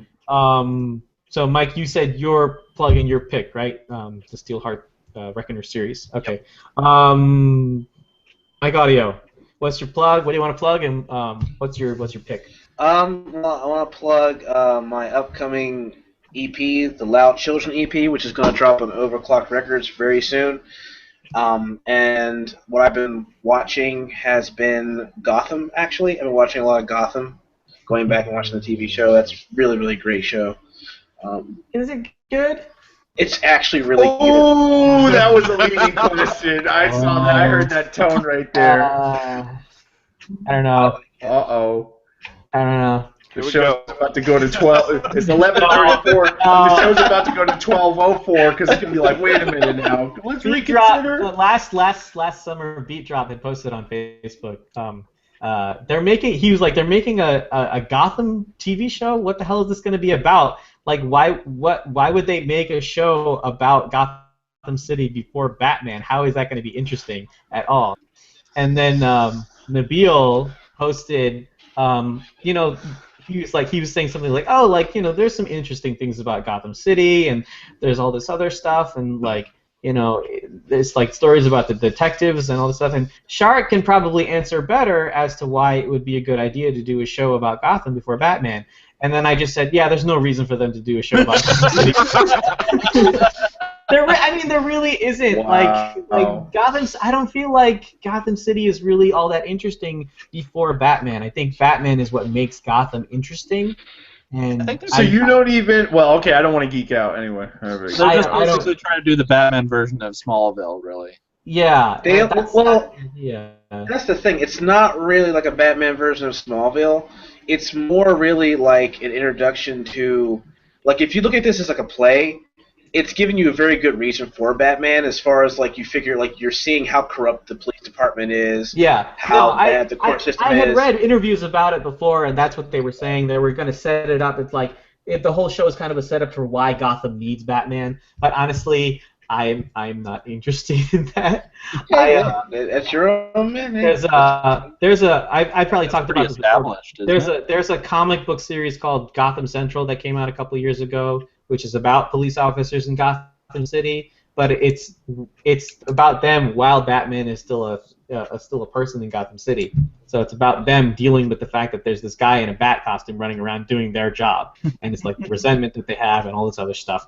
It's really, really, really good. It won like a Eisner Award and all this other stuff. And anyway. But I like it. I mean, yeah, it has its moments where it's just kind of like, okay, they threw that cheap shot in there. That wasn't a good idea. Yeah. As all shows like that do. But they don't. They keep it dark, which I like because I've read a lot of different comics, and I liked the fact that in the comics they would, Gotham is like this terrible place. They're not gonna like some of the comics, the guy would like rob somebody and then like take like a purse and then wouldn't shoot anybody and then just run away. It's like. I mean, like yeah, sure. Gotham City is like New York on steroids, and you're basically telling me he's not going to kill anybody. Okay, I mean, like these people are like strung out and stuff. So like, I like the fact that it brings that gritty sort of, sort of dark. Well, I mean, and it probably is absolutely. I mean, maybe it takes some tones or some pacing from like the Long Halloween or Dark Victory. Some of the origin, kind of or Year One. Some of the Batman origin stuff, but. I mean, just based on the characters in those kind of early Batman stories, if they went that route and they talked about like Carmine Falcone and that kind of that crime family and stuff, that could be pretty badass. But if it's not about that, then well, it is. I think that's what it deals with. I think that is what it deals with.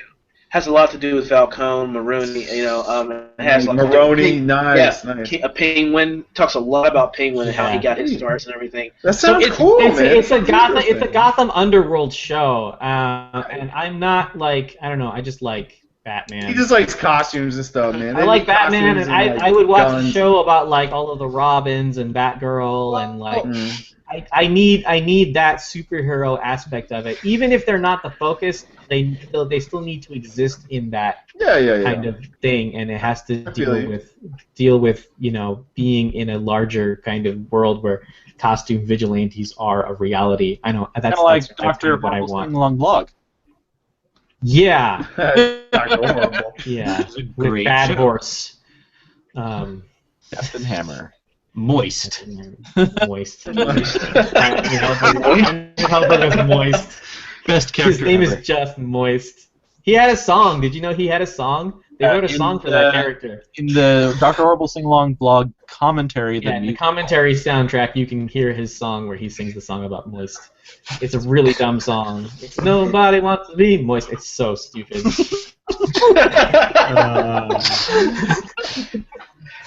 Wow. Tamias, what are your picks and what's your plugging? Do you want to just tweet them?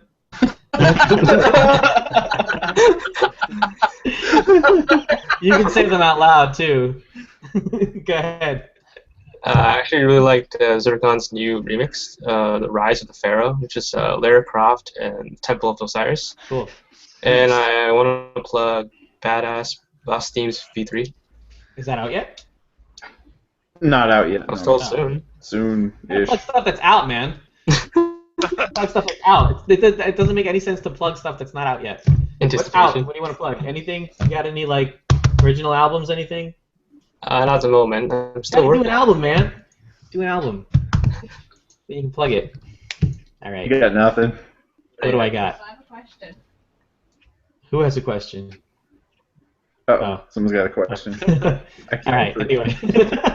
Why are you all nerds and geeks and stuff about Batman? I heard a lot of talk about Sonic 4 today. What's going on there? Oh, dear Lord. Okay, so I want to plug, obviously I want to plug Overclock Remix. Great place to get video game remixes. I want that side question. Where was that side question? Was there a side question? Somebody said in the background said I had a question. That was, I think, on Mike's thing. Someone's talking to him. That's cool. Oh, okay. Maybe it wasn't for us. Oh, well. Yeah, sorry, my sister walked in the room, so. The question wasn't for us. No. Oh, about Batman. Oh, but listen. So about Batman, like, think about. Yeah. You get nothing. All right, go ahead, sorry. Yeah. So yeah, I want to plug OC Remix. Obviously, follow us on Facebook. Like us on Facebook. Follow us on Twitter. Subscribe on YouTube right now. What else do I want to plug? The Mega Man 25. Forever Lasting Peace. 25 years of Mega Man. Buy it on iTunes. Buy it on Amazon, or get the physical copy. I highly recommend the physical copy. Looks gorgeous. My pick for this week is I'm actually watching like Parks and Rec again. I'm going through Parks and Rec right now. Parks and Recreation, really funny show. Amy Poehler, Adam Scott, Aubrey Plaza, Chris Pratt. Really, really funny show. Going through like the 4th season right now. I actually put on like sitcoms and stuff while I'm playing Diablo, and I pipe the audio through my computer so I can just listen to sitcoms and movies and stuff while I'm playing. That's kind of a disjointed thing. Yeah, I mean, I really like kind of turn the volume down on Diablo a lot so I can just barely hear it, and then I just like have like sitcoms and stuff going. Because they don't have when blood and gore. Diablo is fun. But it's kind of like you don't have to just pay attention to it, you don't have you can be listening to other stuff while you're doing it. So I usually have like podcasts. I used to do podcasts, but now I'm doing sitcoms. So Parks and Rec. If you haven't seen Parks and Rec, I don't know what's wrong with you. Yeah, I don't know what's wrong with me right now. Parks and Recreation is just a wonderful show. Your suggestion just now gave me the most ridiculous mental image of playing Diablo 3 with the volume turned down and like Modern Family running in the background, so your female demon hunter is running around with Sofia Vergara's voice in the background, and you're just like you don't know what's going on because that demon hunter is saying some of the most ridiculous stuff you've ever heard. That just and now that's probably not a that inspires some very weird images for me. I just picture him picking something up and just hearing Urkel's voice. I see you. Like, oh, turn it off. Next time back, what are the weirdest shows that we watch in place of listening to the audio in various video games? The mental image I have is Bob Ross. Happy little tree. Somebody I saw on Reddit like a couple of days ago, somebody said finally, because I looked on YouTube and could not find this, somebody finally put up the whole series of Joy of Painting online. Thank you, Jesus. What a great show, man. It's so relaxing. And he had the biggest, like, Jufro. It was awesome, bro. Yes. Yeah. Happy little trees, yellow ochre. I mean, the memories come flooding back, dude. What a good show. I got to find this Joy of Painting now. Same here. Happy accidents? I can't remember. There were no accidents, just happy something. I don't know. I forgot what it was. No mistakes. Yeah. Just happy accidents. That's what it was. Thank you. Here we go. Hold on. Yeah. Watch. Archive. Okay. Yeah. Just Google it like Reddit. Just do Joy of Painting and Reddit, and you'll find the story. It was 7 days ago. Any episode, all 19 seasons. Wow. Unbelievable. That guy was prolific. Yeah. No, I like the whole idea. Here. Okay, hold on. I'm going to read one of the top comments, right? Because this is exactly my reaction. This is fantastic. He starts out, and I'm like, yeah, I could do that. Yeah, I could do that. Okay, that's pretty easy. Okay, I'm following. Yep, I could try that. What? Oh, fuck. How did he? Oh, fuck.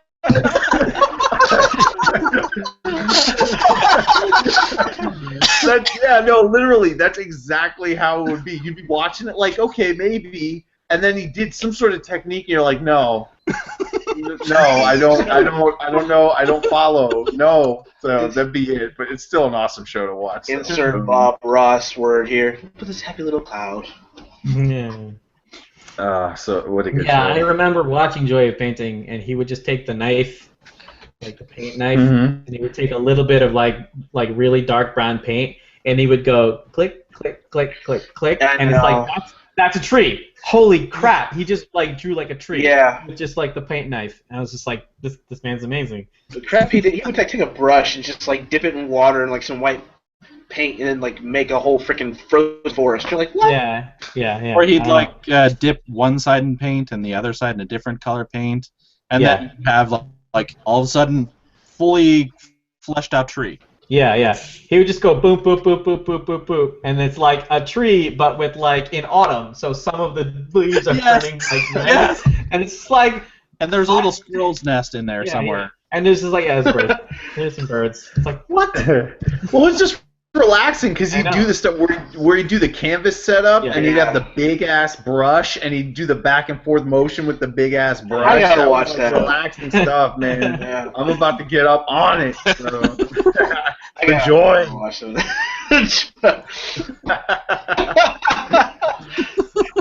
This guy's talking about the joy, like Batman talks about everything else when he's Christian Bale. I'm not wearing hockey pants.